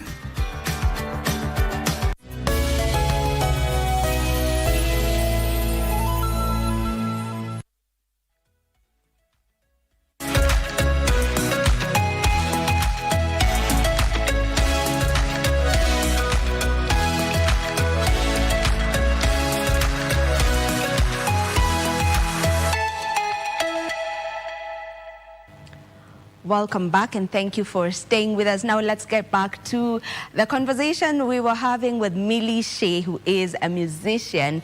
Millie, you were just talking about, you know, the year 2025 that has been for you. This is the year when you officially got into studio and decided, now I'm following my passion. I'm going to do this thing. So tell me about the first song that you got to release. My first song. So it's not the first song I recorded. It was, I think, the third or fourth song I recorded, but I released it first because ilinifurahisha tu. You know, unaangalia ngoma, unaandika, una record, but there's one yenye unaangalia unasema people have to listen to this one first. So the first song was called My King, as I had told you before we took a break. So it's just a love song to appreciate your loved ones, your boyfriend, your girlfriend, your king in your life. Unajua ni nani? Maybe ni babako, maybe ni your brother. Yes, sio tu lazima kwenge ni boyfriend most of the time. So that was my first song. Okay. Yes. What was it about this song that made you decide hii ndo inanibamba, so hii ndo lazima itoke sahi, despite me having recorded these other ones, this is the one for right now? Is there anything that drives that? Is there a particular thing yenye huwa inafanya unaamua hii ndo ya saizi? So that song, it was kind of a dedication to my late dad, as much as it's more of a love song and something, a sort of a thing, but it was a dedication to my late father. Siku grow na yeye, he died when I was 10 years old. So I think it was just a way to appreciate him, you know, as much as he's not here physically. But you guys always believe that mtu mwenye alikufa, he's somewhere watching over us. So I was like, yeah, that's my king, you know. Yeah, the spirit is roaming around. So even if he's not here physically, we still appreciate him down here. I love it. So it was a dedication to your dad. Yes. That's amazing. That is beautiful. And then now the second song. Niwe Nawe. Niwe Nawe. The second song is called Niwe Nawe. Iyo ilikuwa tu ya mafans tu wajibambe wenyewe. Wanajua ni nani wanataka kukua naye kwa maisha yao. And I've realized something. Most of your songs feel like love songs. Yes. Is there a specific reason for that? No, the first two zilikuwa some love songs, a kind of a love songs. So the first one niyo ilikuwa dedication to my dad, but now hii ya pili ilikuwa tu ya mafans wenye wajibambe tu. Yeah, you know there's some things people can't tell you physically, but kuna vitu wanafichanga kule chini. So kuna tu ule mtu somewhere wanataka kuwa naye kwa maisha yao. So I was like, no, now this one is for my dad, this for family, now this one is for my fans. Yes. Unique. Like I've been with so many artists, like interviews. Msanii anakuambia akianza muziki alianzia church. Yes. Alianzia muziki church. But ikafika on the line akafika ka twist akaamua ingie kwa dunia. Ingie kwa dunda kidogo. So I don't know, why does it happen like that? Because the reason why we ulianzia church.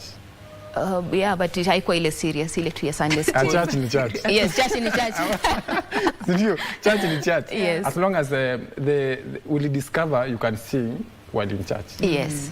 Why did you ulifika kwa njia ukasema let me focus on the other side ukachana na church kidogo? You know, church. I believe, let me answer the first question. Why church? I believe churches give opportunities to young kids. Now let me speak for myself because I was a kid by that time. So I believe church inapeanga young ones platform. So unaona Christmas mnaenda church mnaimba, sijui ya singing for Christmas nini. So unajua mtu anajua kumbe niko na talent ya kuimba from there, the acting part nini. So I think church inapeanga kids the platform ya ku discover their talents. Yes. Sasa mtu akigrow anaanza kuona nini anataka kufanya mwenyewe. Yes. But hiyo kila mtu anakuanga na reason yake mwenyewe. Yes. So for me, sina any specific reason why I couldn't do gospel. I chose secular. But I think I used to listen to the other side more than the other side. Yes. What would you say are some of the sounds that have inspired you? Who are some of the artists that maybe you get inspired by? Locally or internationally? Kote. So if we start locally here, we have BN. I started listening to BN kitambo, the ends of Lazizi, they were still in Sauti Soul, up to now. He really, really inspires me. Internationally, I listen to the likes of kina Abby Chams from Tanzania. Yeah. Wako na vocals mzuri sana. Then kuna West Africa pia, and internationally pia. Yes. Those are the people that you yes, enjoy. but I like referring to local ones because hawa ndio tuko nao hapa. Kuna high chances za kutana na hawa local hapa than wale wenye wako kule. Sisemi we can't meet, but the high chances are, they always say support us. So I always start with the local ones. I listen to BN sana, I listen to Nadia Mukami sana. Yeah. All right. As we almost finalize with the interview, maybe are there collaborations that you are looking at? Ama bado kwanza unataka ujibuild as Milishe first before you get into doing collaborations? So basically right now nimekuwa nikijibuild as Milishe. Yeah, that's what I've been doing basically this year. But now next year I think collaborations pia ni poa. Working with someone else, you tend to learn something. You understand? Yes. Anaweza learn kutoka kwako, pia unaweza learn kutoka kwake. So me, I'm open to collabos. I have received some few DMs here and there, and I'm working with a few people to help me like move forward when it comes to collaborations. So from next year, or maybe even this December, tunaweza anza kuona collabo tuwili tutatu tunne hapo. All right, amazing. Yes. We wish you all the very best. And thank you so much. On your journey. You have the newest release. It's a couple of days old. Yes. Shake Your Body. Yes. We're about to shake it, shake it, shake it. So tell me a bit about it before the DJ plays it. Now, if you're keen, uta realize Shake Your Body is totally different from what I've been doing. Yes. So as much as the first part talks about a little bit about life, but Shake Your Body ni ile takatu watu wachangamke kidogo. Because trust me, watu tuko hapa sisi wote, kuna tu mtu anapitia kakitu somewhere, haizi kuambia, but yeye mwenyewe deep inside kuna kakitu anakapitia mwenyewe tu. So mimi personally, when it comes to such a situation whereby niko na stress fulani, kuna kitu imenigonga, I always listen to music. And people who know me, most of the time watanipata na earphones, earpods ama nini. So when I listen to music, inani calm down. Yeah, I feel like, okay, as much as this and this has happened, but ni life, you move on. So Shake Your Body was basically to let people know that despite whatever you're doing, listen to music, shake your body, relax. Hizi vitu zitapita. As long as you're living, bado unapumua, hizi vitu zinapita. So just turn up the music, turn up the music, dance, and you'll be okay. I love that. Yeah. Well, where do people find the songs on your, maybe on social media, on the listening platforms? Where exactly? So all my songs from My King, Niwe Nawe, and Shake Your Body, ziko on all streaming platforms. YouTube, Boomplay, Spotify, iTunes, everywhere they're available. But kunipata mimi, like for those who are not accessible kwa hizo streaming platforms, niko Facebook as Milishe, Instagram as Milishe, TikTok as Milishe, YouTube as Milishe. So videos mostly kuzistream utapata YouTube, ziko pale. My name is Milishe on YouTube.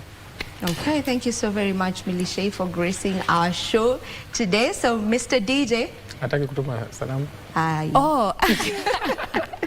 Umeturudisha kwa salamu. Okay. Amenikumbusha juu where I come from. Usipotuma salamu. Tuma salamu. Ni wako ndio maana amekumbuka. Yes, so natuma salamu first to my mom. She's called Emily. Ako kule Western. And all my siblings, Evelyn, Florence, Clement. And all my fans, kila mahali. Hao wanakuanga kila mahali. And I'm sure they're even watching me right now. Thank you so much. I've seen your texts on Facebook, everywhere. Thank you so much for watching. Pokea salamu zangu. All right. Yeah. Shake Your Body by Milishe. Let's go.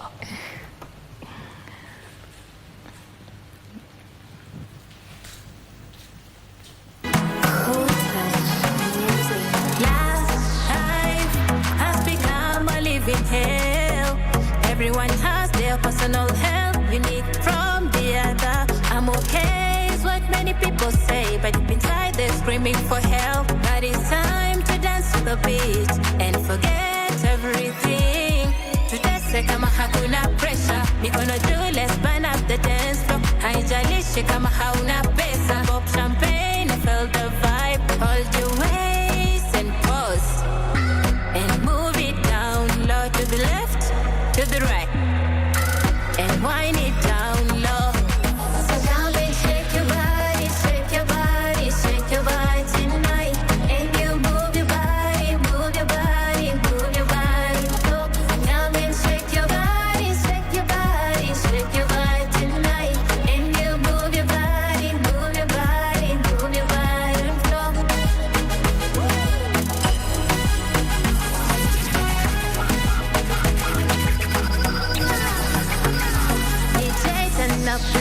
easy.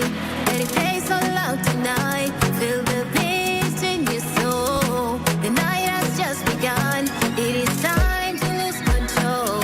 So jump so high tonight. Let's celebrate this moment. Let this feeling last forever. Let's dance till dawn. Ukatika viuno vya you can. Tutese kama hakuna pressure. Mikono juu, let's burn up the dance floor. Haijalishi kama hauna pesa. Pop champagne, feel the vibe. Hold your waist and pause. And move it down low to the left, to the right. And wind it down low. So come and shake your body, shake your body, shake your body tonight. And you move your body, move your body, move your body. Come and shake your body, shake your body, shake your body tonight. And you move your body. Kama sinamaliza kurasa kukusifia, matusi naiona basata wakinifungia, therufi ziranazopata mia filmia, mjusi ukuta wa paraspa na uparamia. Na kama penzi ni chopa la bia, ni pesada gemlevi, ni umbe njia, kwa maana we mlezi, na unanijulia, hawana wawezi pakukuibia dia. Pawa, pawa, naishiwa pawa, penzi lako mizani mizito, naishiwa pawa. Pawa, pawa, naishiwa pawa, penzi lako mizani mizito, naishiwa pawa. Pawa, pawa, pawa, naishiwa pawa. Unique. Penzi lako mizani mizito, naishiwa pawa. Pawa, pawa, naishiwa pawa, penzi lako mizani mizito, naishiwa pawa.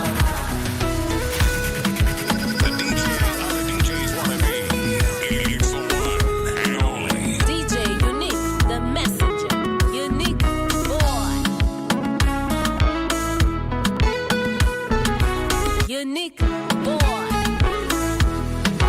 Mambo Mbaya. Nilifeli sekondari kwenda gachuo, ila kufeli penzi lako sina hilo chaguo. Yeremia mstari nifunue ufunuo, nikupambe kwa matari ili niwe nguo.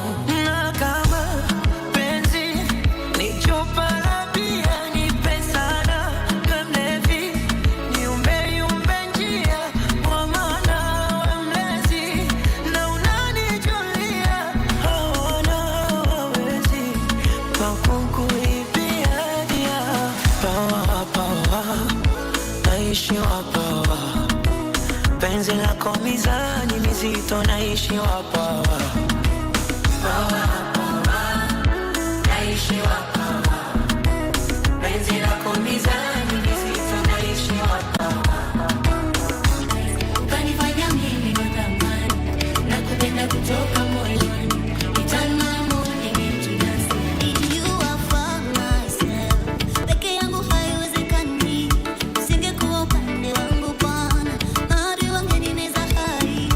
You are for myself. Peke yangu haiwezekani. Usingekuwa upande wangu Bwana, adui wangenimeza hai. You are for myself. Peke yangu haiwezekani.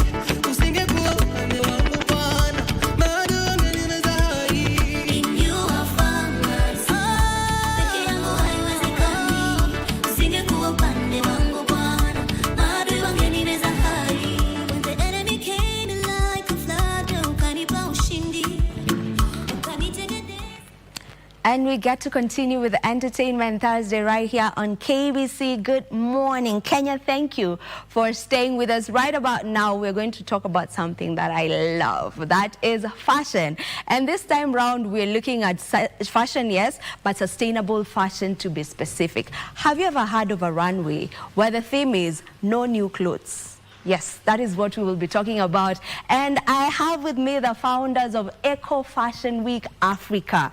I have with me Belinda Atieno. Belinda Atieno is a leading voice in Africa's sustainable fashion movement and the co-founder of Eco Fashion Week Africa. Welcome to the program. Thank you. Thanks for having us. All right, and right next to Belinda, we have Ruth Anyango. Ruth Anyango is the founder of Dolly the Seamstress, which is a slow fashion and apparel company based in Kenya, and she is a fashion designer by profession and also the co-founder of Eco Fashion Week Africa. Welcome to the program, Ruth. Thank you. It's a pleasure to have you ladies on the show.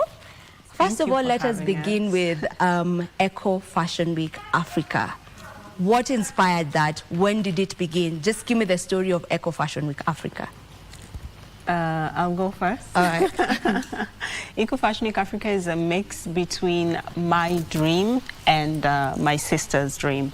So as people who are shifting from the fast fashion world all the way to the slow fashion world, we missed a place where you can have fun, you can learn about sustainable fashion, and in the most engaging and inclusive way possible.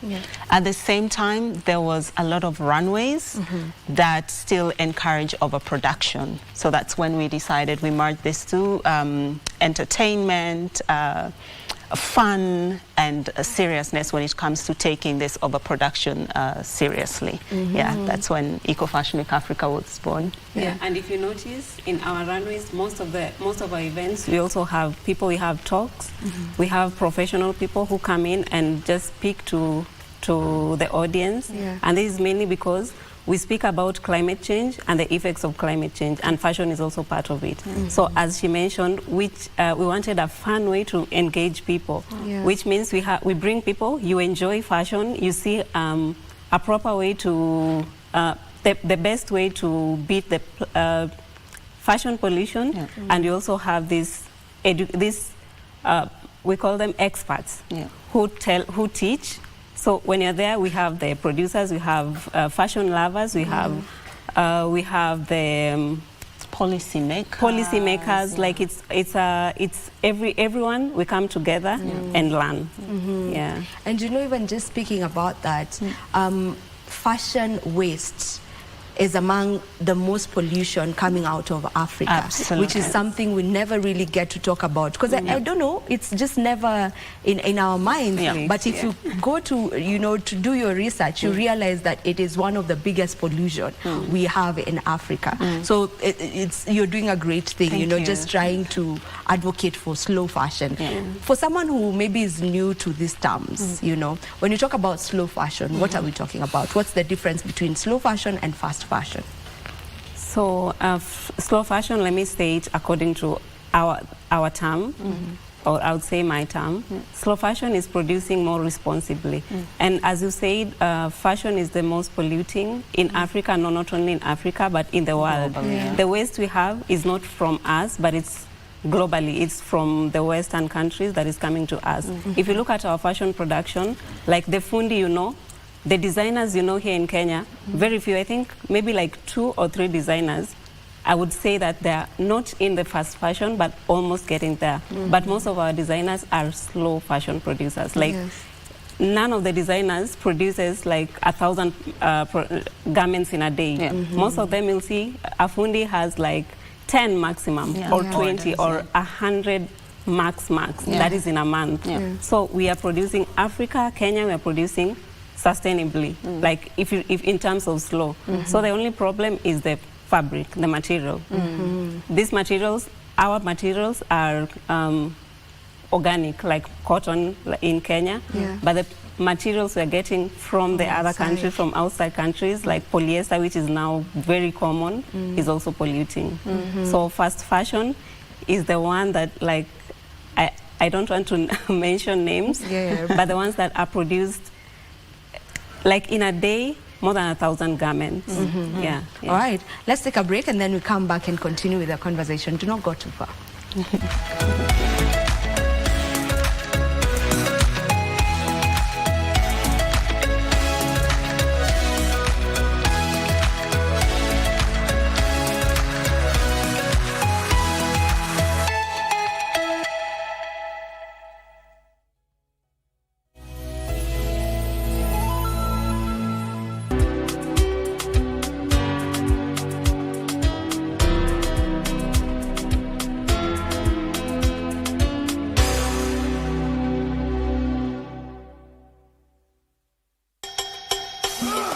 tufanye hivi.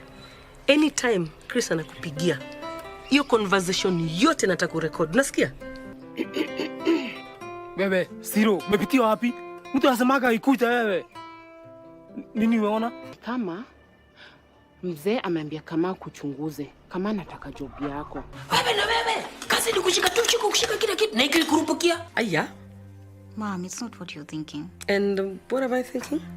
Lakini hujaniambia unanilipa pesa ngapi? Njoki, can you just go back to work? Alifa amesema vizuri kesho ataniletea. Nikifika hata saa hizi ni usiku umeingia ndaingia shamba kupanda mchawi. Si utapenda kesho? Marigo mpaka Jumatatu. Nilime, nibebe, bado ikikuwa niende nikauze. Basi usilie. Ni uvivu au ni wivu au ni nini? Si ndio namuuliza, nini sasa kila chokoleta mjini? Sina kuja kwangu sawa. Yaani kule shamba si kwako? Sasa nene taishi shamba kwani mimi nyani? Oh, kule kwani ulizaliwa wapi wewe? Mimi si nyani. Ulizaliwa wapi?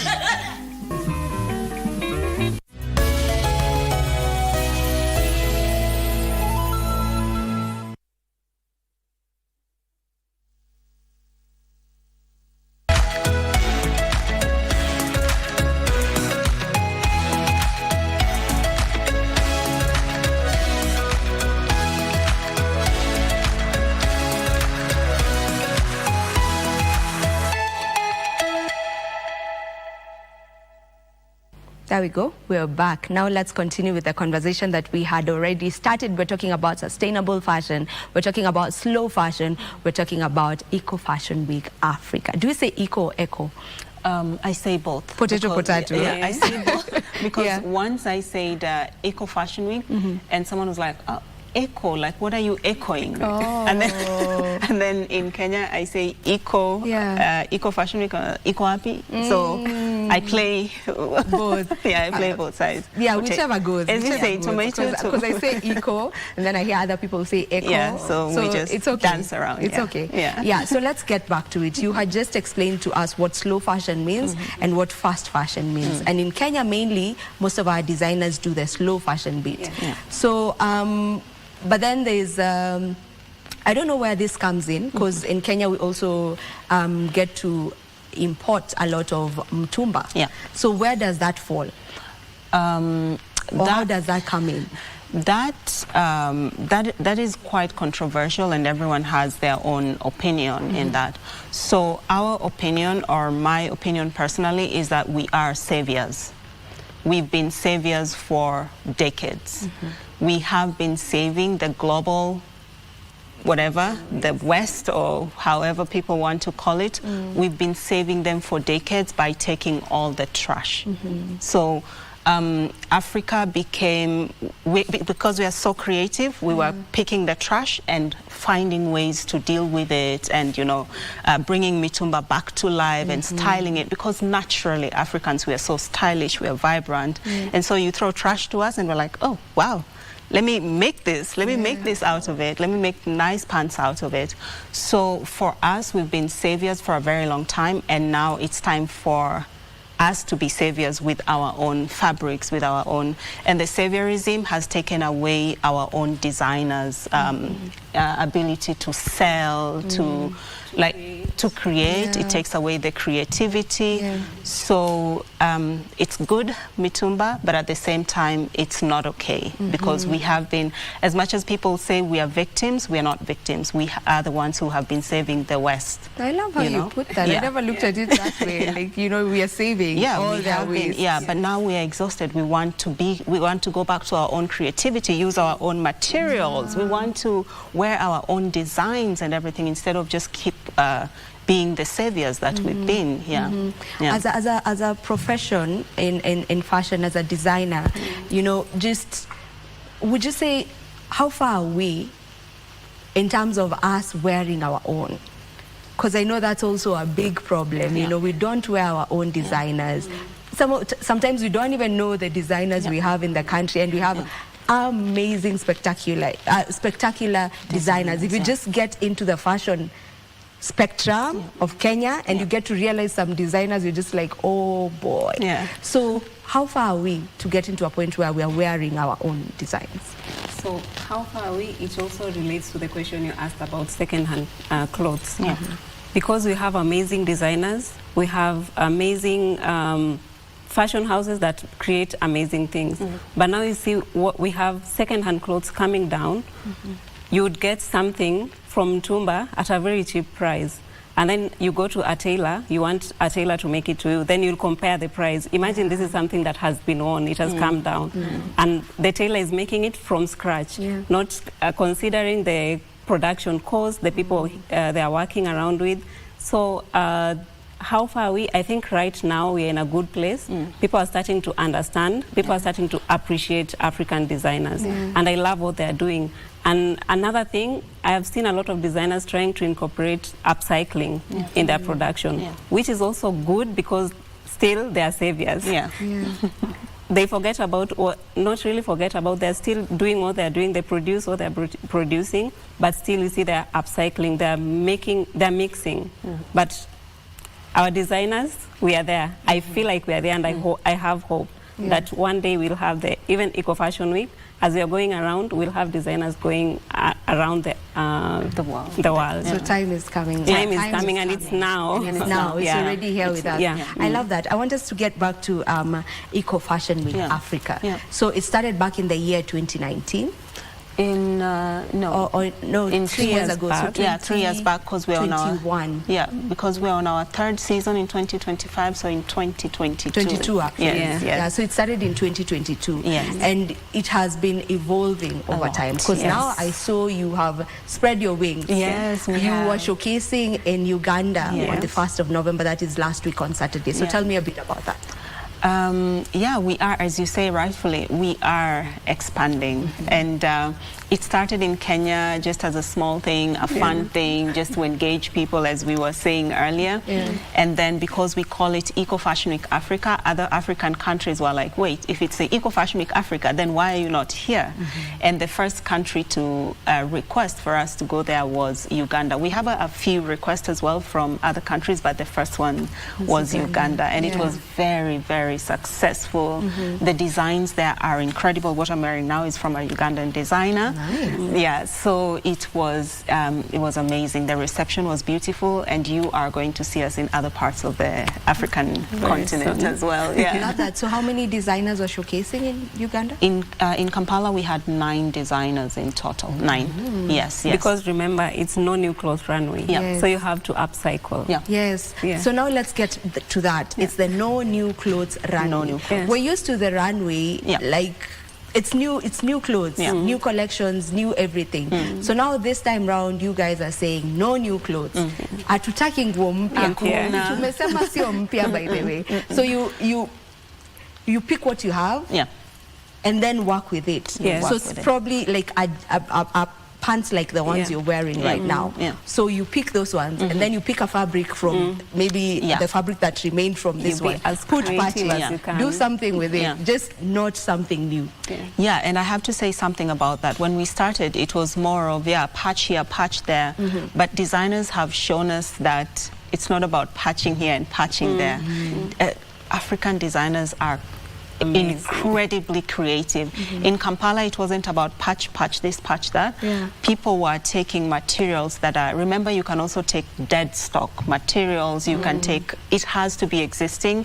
You do not go to buy new materials. So it wasn't more like patching. It was really beautiful finishing with the designs were really incredible. And also, the main purpose for the no new clothes runway is because we are reducing on resource extraction.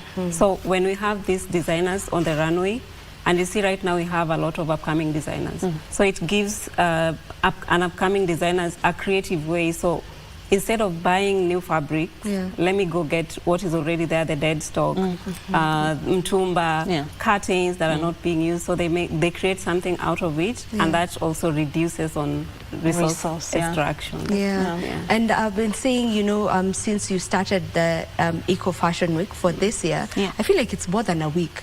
It's not just a week, right? Yes, it Because is from a week. last week I've been seeing content. This week is still ongoing. You've been doing panel conversations, discussions. Yeah. I don't know if it's still Eco Fashion Week that was doing the sister something. Yes, we are still the ones. Yes. So you've been doing a lot of things. Yes. So how would you say the reception is, even right here, just home in Kenya? Personally, it's an incredible reception because, as Ruth was saying, we are not only speaking about fashion. Eco Fashion Week Africa is actually using fashion as an excuse to preach sustainable fashion and as an excuse to onboard people into this sustainable fashion journey. So we are including policymakers, people like Sister Speaks, who would, they have a very big crowd in women and all this. We're including them in that. So we are touching on every part possible.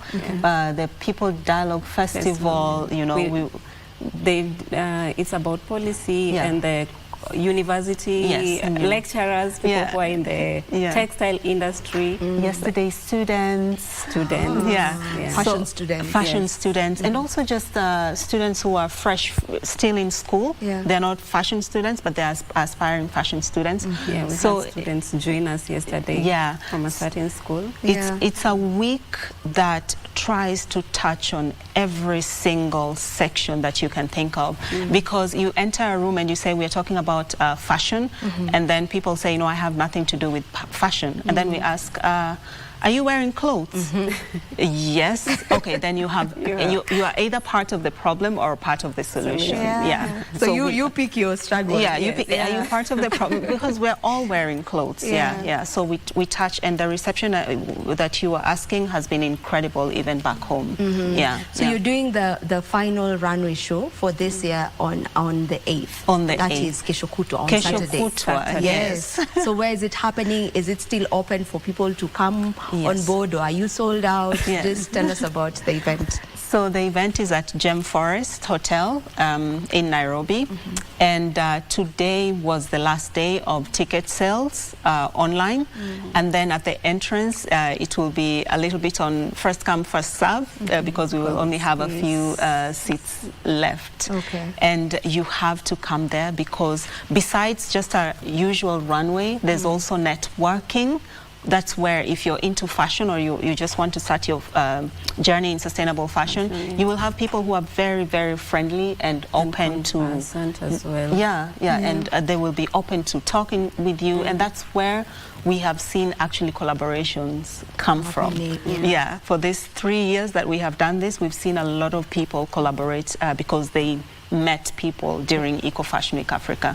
So we encourage you not only to come and watch the show, but come network. Come network. With a paper or a book and a pen. Write down, take contacts, do this. We learn every day. We learn every day, and we have a panel discussion, we have policymakers, we have someone from the UNEP, we have a designer, fashion designer, we have a modeling school owner. Like, it's a lot of, it's a good mix. How many designers are showcasing? We have 11 on this one, with a possibility, because when we went to Kampala, the Kampala designers, they all want to come. Nice. So. There's a designer, I'm not sure if she's showcasing on Eco Fashion, that I really, really love. I'm not sure where I've seen her. Either it's the other, because there have been a couple of fashion events happening, which is a good thing for the industry. Love it, So there was the Kenya Fashion Week. Yes, which happened. So I'm not sure if she was showcasing there or she's showcasing here. She's called Eva Wamboto. She's showcasing with us. Yes. I love her design. I love Eva Wamboto's design. So for sure, I'm definitely going to come so that I see the collections that she will be having. And then now, as we finalize, when you talk about eco fashion, you know, most people, there's an event we're also having that's also going to be happening on the 15th. It's called Grand Fashion Awards. And the dress code is Eco Elegance. So we're having people asking us, sasa mnataka tuvae nini nikisema Eco Elegance? You know, people assume that Eco Elegance, now you want me to find leaves and, you know, find like a broom and put it somewhere here. So, you know, I think it's good to have such runways that are showcasing what that eco brings about, you know, what that sustainable fashion is. It's not just thinking makuti, which is fine, but Yeah, I like what you say, because a lot of people hear eco and they see banana leaves walking, they see potato peel and all. Eco-elegance, this is eco-elegance. This is natural dye, you know, it's a fabric made in Africa, made cotton, very natural cotton. And also people, eco-elegance means wearing what's in your closet. You do not have to buy anything new for an event. And that's why our runway, even for the people who are coming to our show, we're telling them, wear what's in your closet. You see the day you went for, I don't know, the opening gala of what, and you are looking all glamorous, repeat that.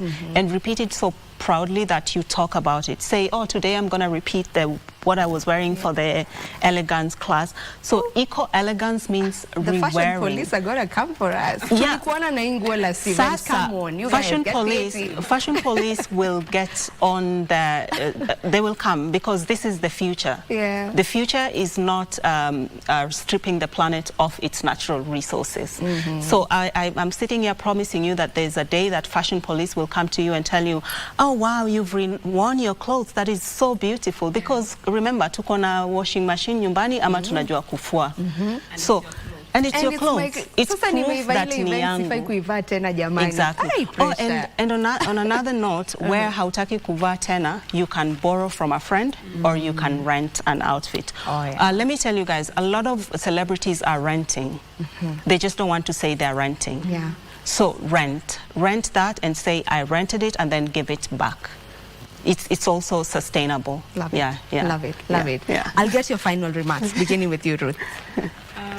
So what I would say, my final remarks, let me just ride on to what Belinda has said. A lot of celebrities are renting their clothes. We need to take this, not as a shame, but now let's take this and shine with it. Be proud of what you're doing. You're renting your clothes, yes, because we have events every now and then. If you're a celebrity, you can't keep on buying clothes all over and over. So celebrate it. Celebrate renting your clothes. All right, thank you so much. Belinda? I would also say the same. Celebrate renting, celebrate re-wearing, celebrate upcycling your clothes.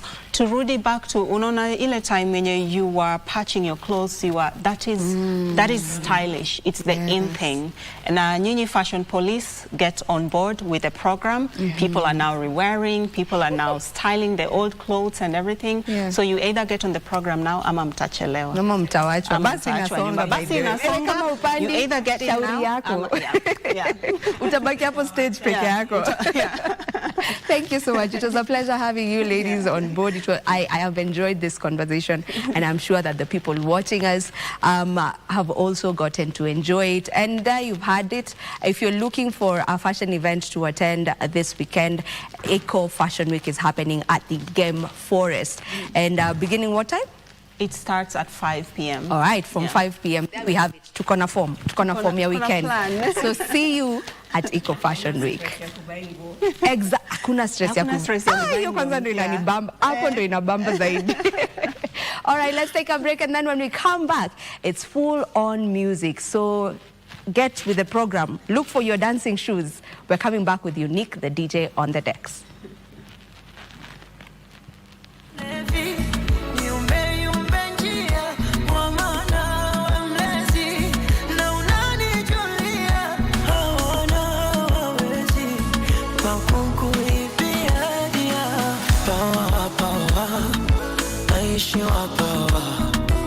Penzi lako mizani mizito naishi wapa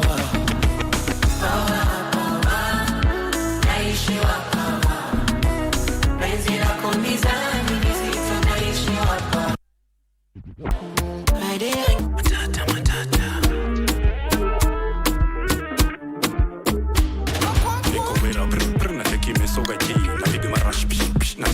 ya jing na cheki mfupa na dera na vya bebeba kavera na vya natesa kitera ship namba 8 kibera cheza chini chini cheza chini chini. It's a Monday but I'm on a Friday vibe. Tuesday but I'm on a Friday vibe. Cheza chini chini cheza chini chini. Wednesday but but I'm on a Friday vibe. It's a Thursday, but I'm on a Friday vibe. Cheza chini chini, chupa, leta mbili ni na mademo wili na ganji na ni washaka pili that amedunga mini tiki hiyo muli mwambisi bongi lukengine kasi Kiswahili na miteneza swing na ekatumbili. Anapika githeri na gas, anapika chapati na pass, anapenda vile mina dance, nikipaf na pass, niko cut na grass. Cheza chini chini, cheza chini chini. It's a Monday, but I'm on a Friday vibe. Tuesday, but I'm on a Friday vibe. Cheza chini chini, cheza chini chini. Wednesday, but I'm on a Friday vibe. It's a Thursday, but I'm on a Friday vibe.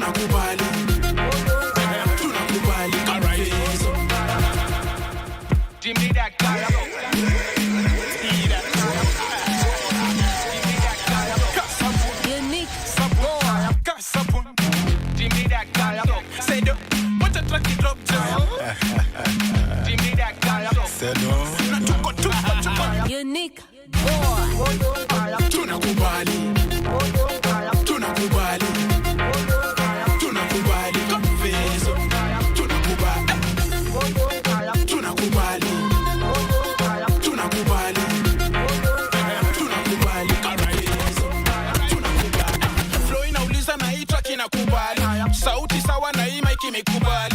So iko power na mafansa mekubali. Swaga na yata madema mekubali. Kuteka tamu kachipoka kikubali. Kuweka tamu tapune toli kubali. Tida kama timi na kubali. Mtina kubwa walisa kubali. Tunakubali. Tunakubali. Tunakubali. Confeso. Tunakubali. Tunakubali.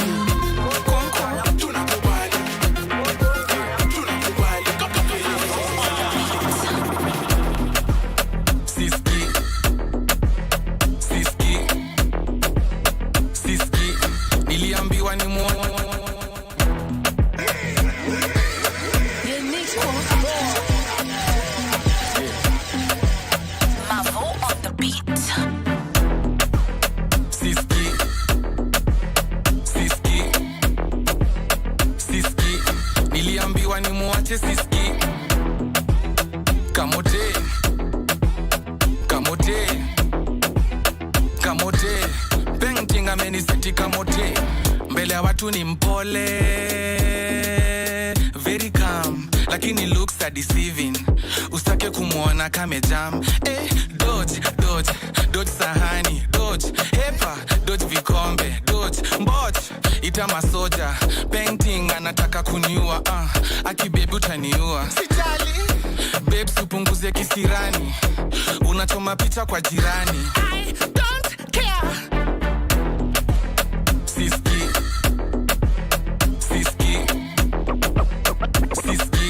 Niliambiwa ni muache siski.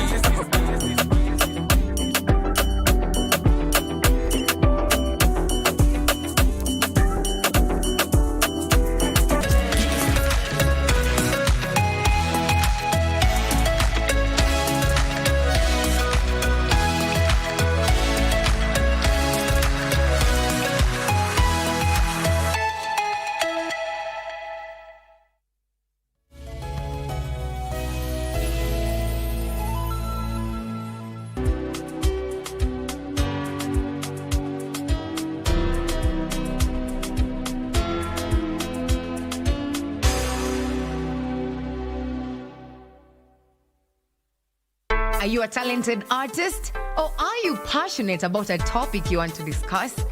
But money can be very hard to find for an upcoming artist.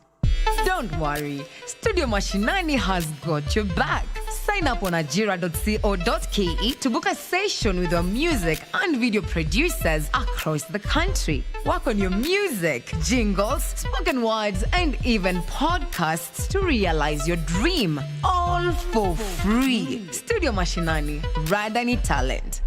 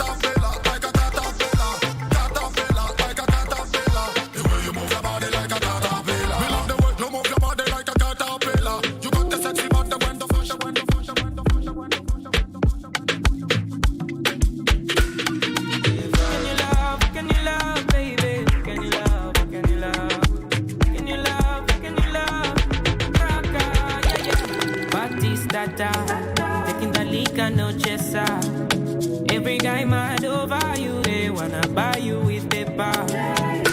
Only wanna have a good time, so you put a new strain in your wrist, yeah. Never want to be alone, so you go dancing with strangers. Looking for love in all the wrong places.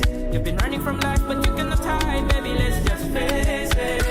Who can you love if you don't love yourself and you feel like you don't matter? You feel like nobody understands, nobody like you got that. Baby, I'm right here when you need to roll one. I won't pass you the lighter, even if it breaks my heart. Baby, I'm right here when you need to roll one. I won't pass you the lighter, even if it breaks my heart. Unique.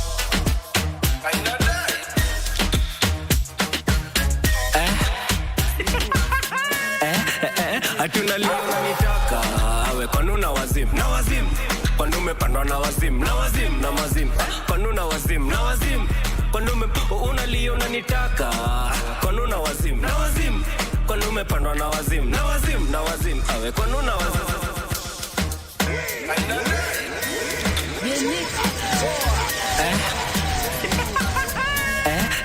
Hatuna leo unanitaka awe kwanu na wazim kwanu kwani umepandwa na wazim na wazim na mazim kwani una wazim na wazim kwani unalio unanitaka kwani una wazim na wazim kwani umepandwa na wazim na wazim na wazim awe kwani una wazim na wazim na wazim unawatika zile pilka za kupita nilikuta sisterita nikawita zile za ni aje sita kaza kwenye size nikameona Batista 2 months down anashinda kwenye text na deni mimi to she can't fuck with the rest anasema kakoride atakukua mistress super pasi kanisa mbona una confess kwanza unanibo spendi vile unanifuatilia unanibo na nikatsi unanibo nani unanibo hatunalio unanitaka awe kwani una wazim na wazim kwani umepandwa na wazim na wazim na mazim kwani una wazim na wazim kwani unalio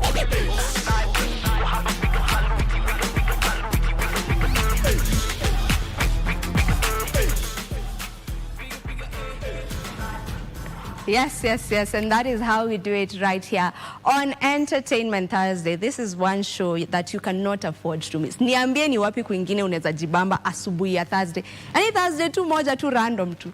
A random Thursday. You are having ulisikia wapi? Tangulini, you know, this is how we do it, and every Thursday right here on Good Morning Kenya, Entertainment Thursday being the whole point of it. We get to have some fun on a Thursday morning, ensuring that we are starting to usher in the weekend in style. My name is Vivian Dagwa, and I have been doing this alongside Unique the DJ, who is holding it down on the decks. Unfortunately, masaa ya kusema kwa heri imefika. Inaharakishanga. Ai! Inaenda very fast. But tunakubali tu, tunakubali. Lazima tukue places zingine pia. Yeah. Yeah, exactly. All right, so is there anywhere you'll be happening over the weekend? Yeah, tomorrow. Of course, pale Jabu Bar and Lounge. Okay. Kwa pale Kilimani. So, tunaendelezeanga pale sherehe. Okay. Yeah, tukitoka Thursday morning, sherehe inaendelea pale Jabu Bar. All right. Kilimani. Okay. There you had it from Unique the DJ, and I get to say bye-bye to you. See you next week on Thursday for Entertainment Thursday, same time, same place. And as always, Good Morning Kenya is always the show to watch from Monday all the way till Friday morning. So always keep it right here on KBC Channel 1. How about right now? I leave you with the DJ mixes. Siendi mali, kutakuwa tu hapa mimi na dance mpaka iishe kabisa. So enjoy yourselves and have yourselves a lovely day. Do enjoy the rest of your viewing.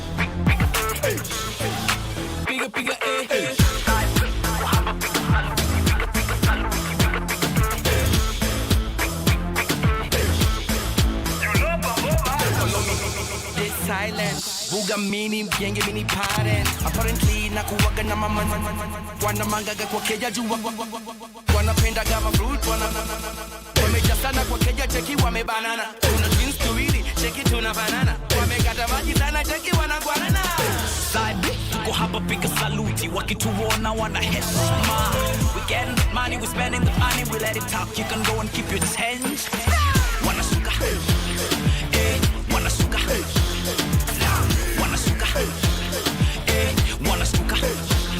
I'm the best in this chain, that's the motto. Feeling like a million, like I just won the lotto. My man's in the back of the club taking photos. And yes, I'm the baddest in the whole world. No compromise, this the hottest combo.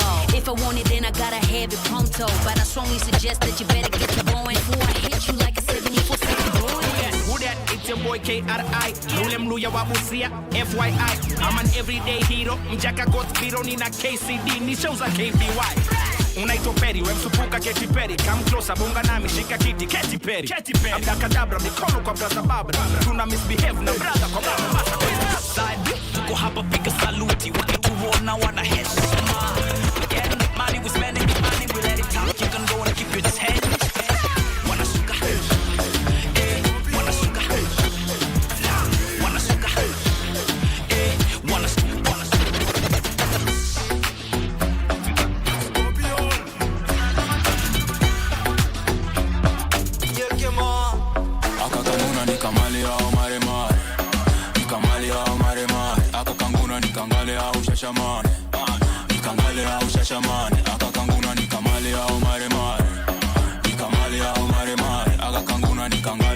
Natasha money. We can call it out.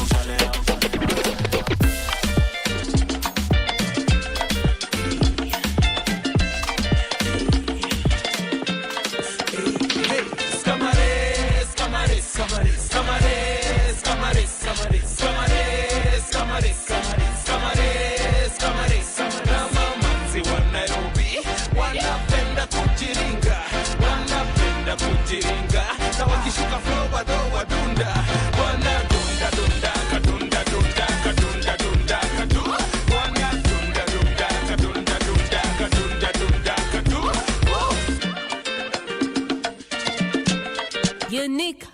Yeah, this is how I enter. My tracks left, right, and center. Gikoyo amoranga. Webos neke oreta. Unatingisha madiaba. Unachunisha tenje. Unaruka kama mwenda. Kichwa yako iko skwembe. Unatombola.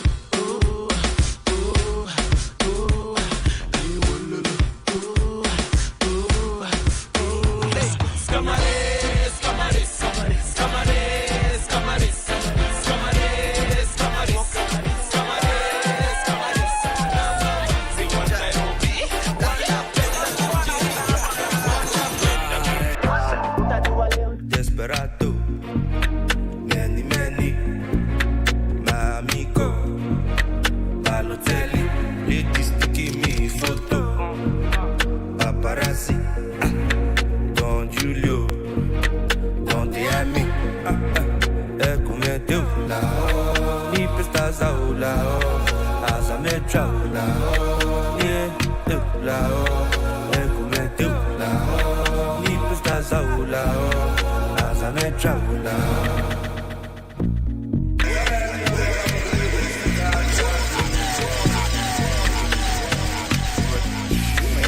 Shawty fucking puppy, the president of Pluto. Fire, man. Desperado, many, my amigo, Balotelli, ladies to give me photo. Paparazzi, Don Julio, Don Diami, come tu la, mi prestas a la, asa me la, yeah, tu la, come tu la, mi prestas a la, asa me la, yo la, yeah, la, yeah, yo la, yeah, la. It's not the way I see me here because of the way I talking to me here. Think you see me the street of a bar, you see me the street of Samuel, let's be cool, you see me tell you so you can talk to me like this. Me have a be your wow. You know. So we Minister of Enjoyment. It's a continental monumental. We go live forever. Drop another bank out. At the mat they must be meta. Smoke is zaza. Let me can't forget your mother. Come tu la, mi prestas a la, asa me la, yeah, tu la, come tu la, mi prestas a la, asa me la, yo la, yeah, la, yeah, yo la, yeah, la, Desperado, many.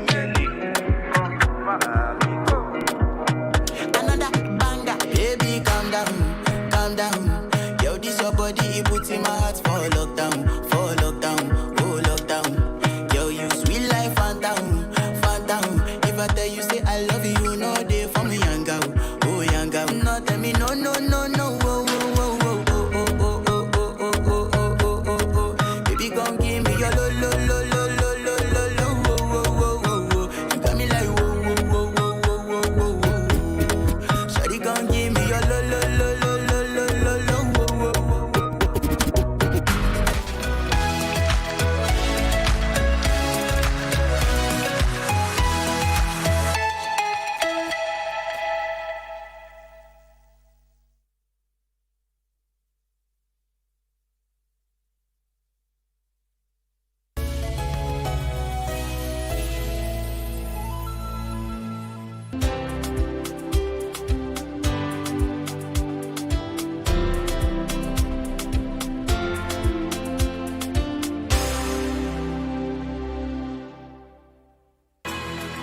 is calling my name, oh. Jesus is calling my name, oh. Soma sasa, haya natamani. The only time you should be dating objectively is when you are thinking of getting married. So young people need to look beyond mtu yako na job gani, anaendesha moti yake ni gani, huyo msee ako na ganzi ngapi, huyo msee udungaje, tajuaje ni yeye. Sasa najua nasemanga it was easy for Adam. Ilitoa demo. Hakuwa mademo wengi. Just because they are in church does not mean they are in Christ. El Shaddai, El Shaddai, El Shaddai, uko na kile minadai. Ulihatarisha maisha ya watu kwa kuwauzia mtura na sambusa ambazo ulikuwa umezitengeneza kwa kutumia nyama ya mbwa. Ni ile nilikula. Si ndio? Ni hii umbwa. Si ndio? Ati hai. Hot dog yangu. Ulikuwa tengeza hot dog za aina gani? Umbwa mwoto mheshimiwa. Mimi natoa wapi hizo umbwa za kukuja kuchinja watu wakule? Sasa hiyo ndio swali najibu napatia koti. Between me and which category to me to come to call the animal? Angewika kama umbwa as in woo woo woo. Let the dog say. Mimi nilikuwa nauza hot dog, not dog. Mtakuwa nasema urongo. Tangu umeanza hiyo biashara umewahi kula hiyo nyama? Na sijawahi lia kama umbwa mheshimiwa.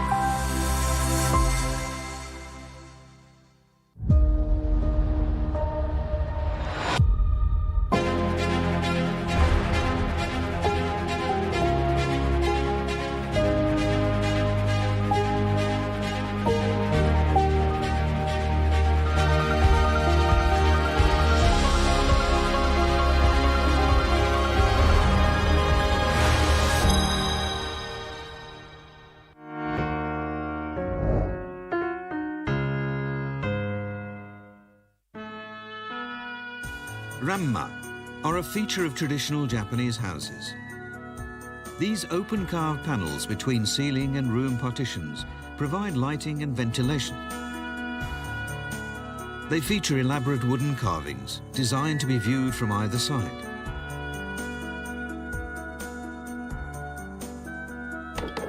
This delicate three-dimensional style is known as inami wood carving.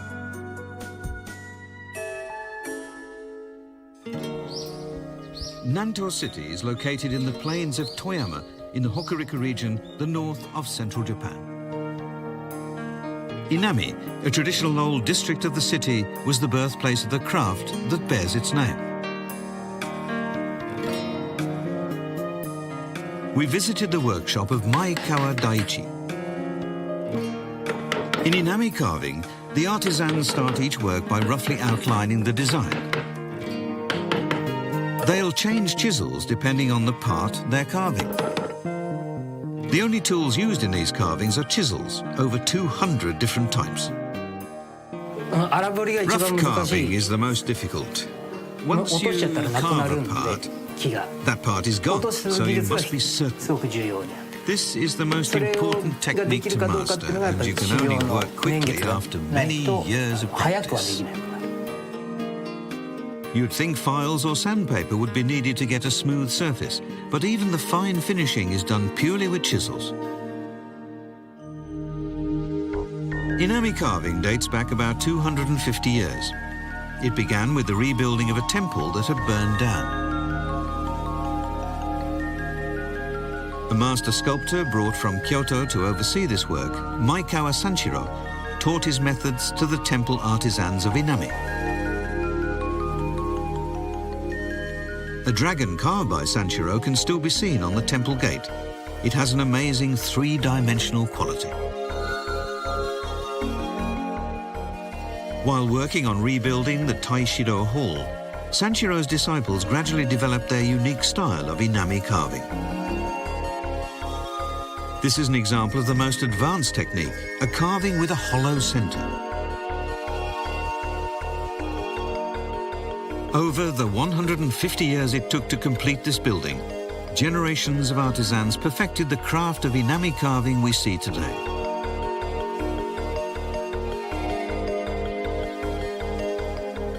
Developed for use in temples and shrines, inami carving later became popular for decorating ordinary homes. There are currently around 200 artisans practicing the craft, ranging from veterans to newcomers. Inami has the largest number of wood sculptors in the country, so for really big projects, we can provide any size of group needed. These artisans produce a wide range of unique and ingenious works.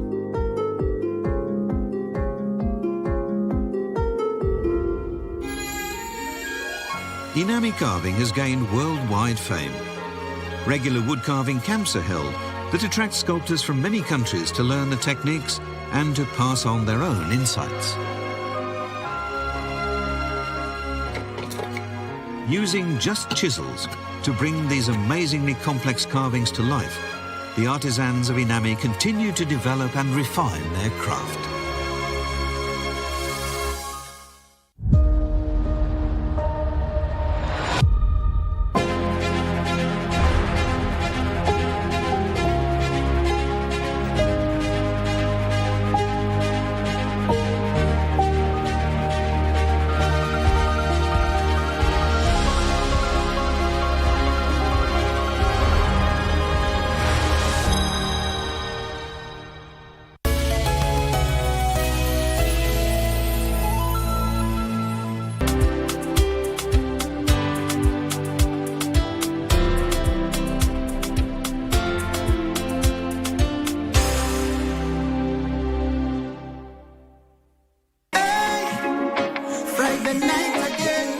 Greetings in the name of the Most High, Jah Rastafari. My good name is Marley Moses, the positive warrior, alongside... Yes, sir, DJ D-Rage, the baddest. Each and every Wednesday from 10 p.m. on KBC Channel 1 TV.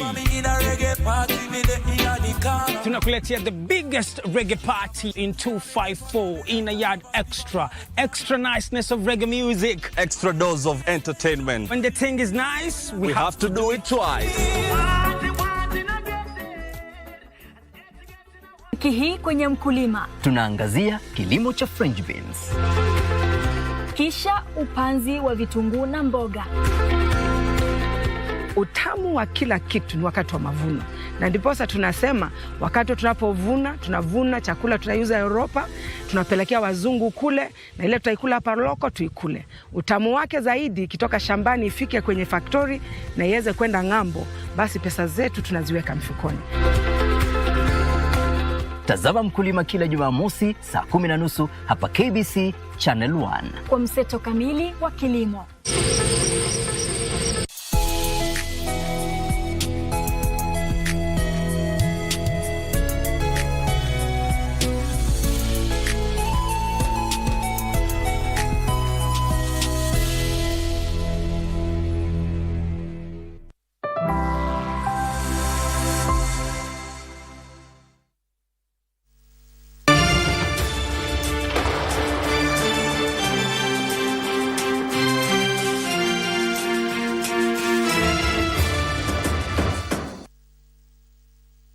You're watching KBC Channel 1 and my name is Regina Manyara.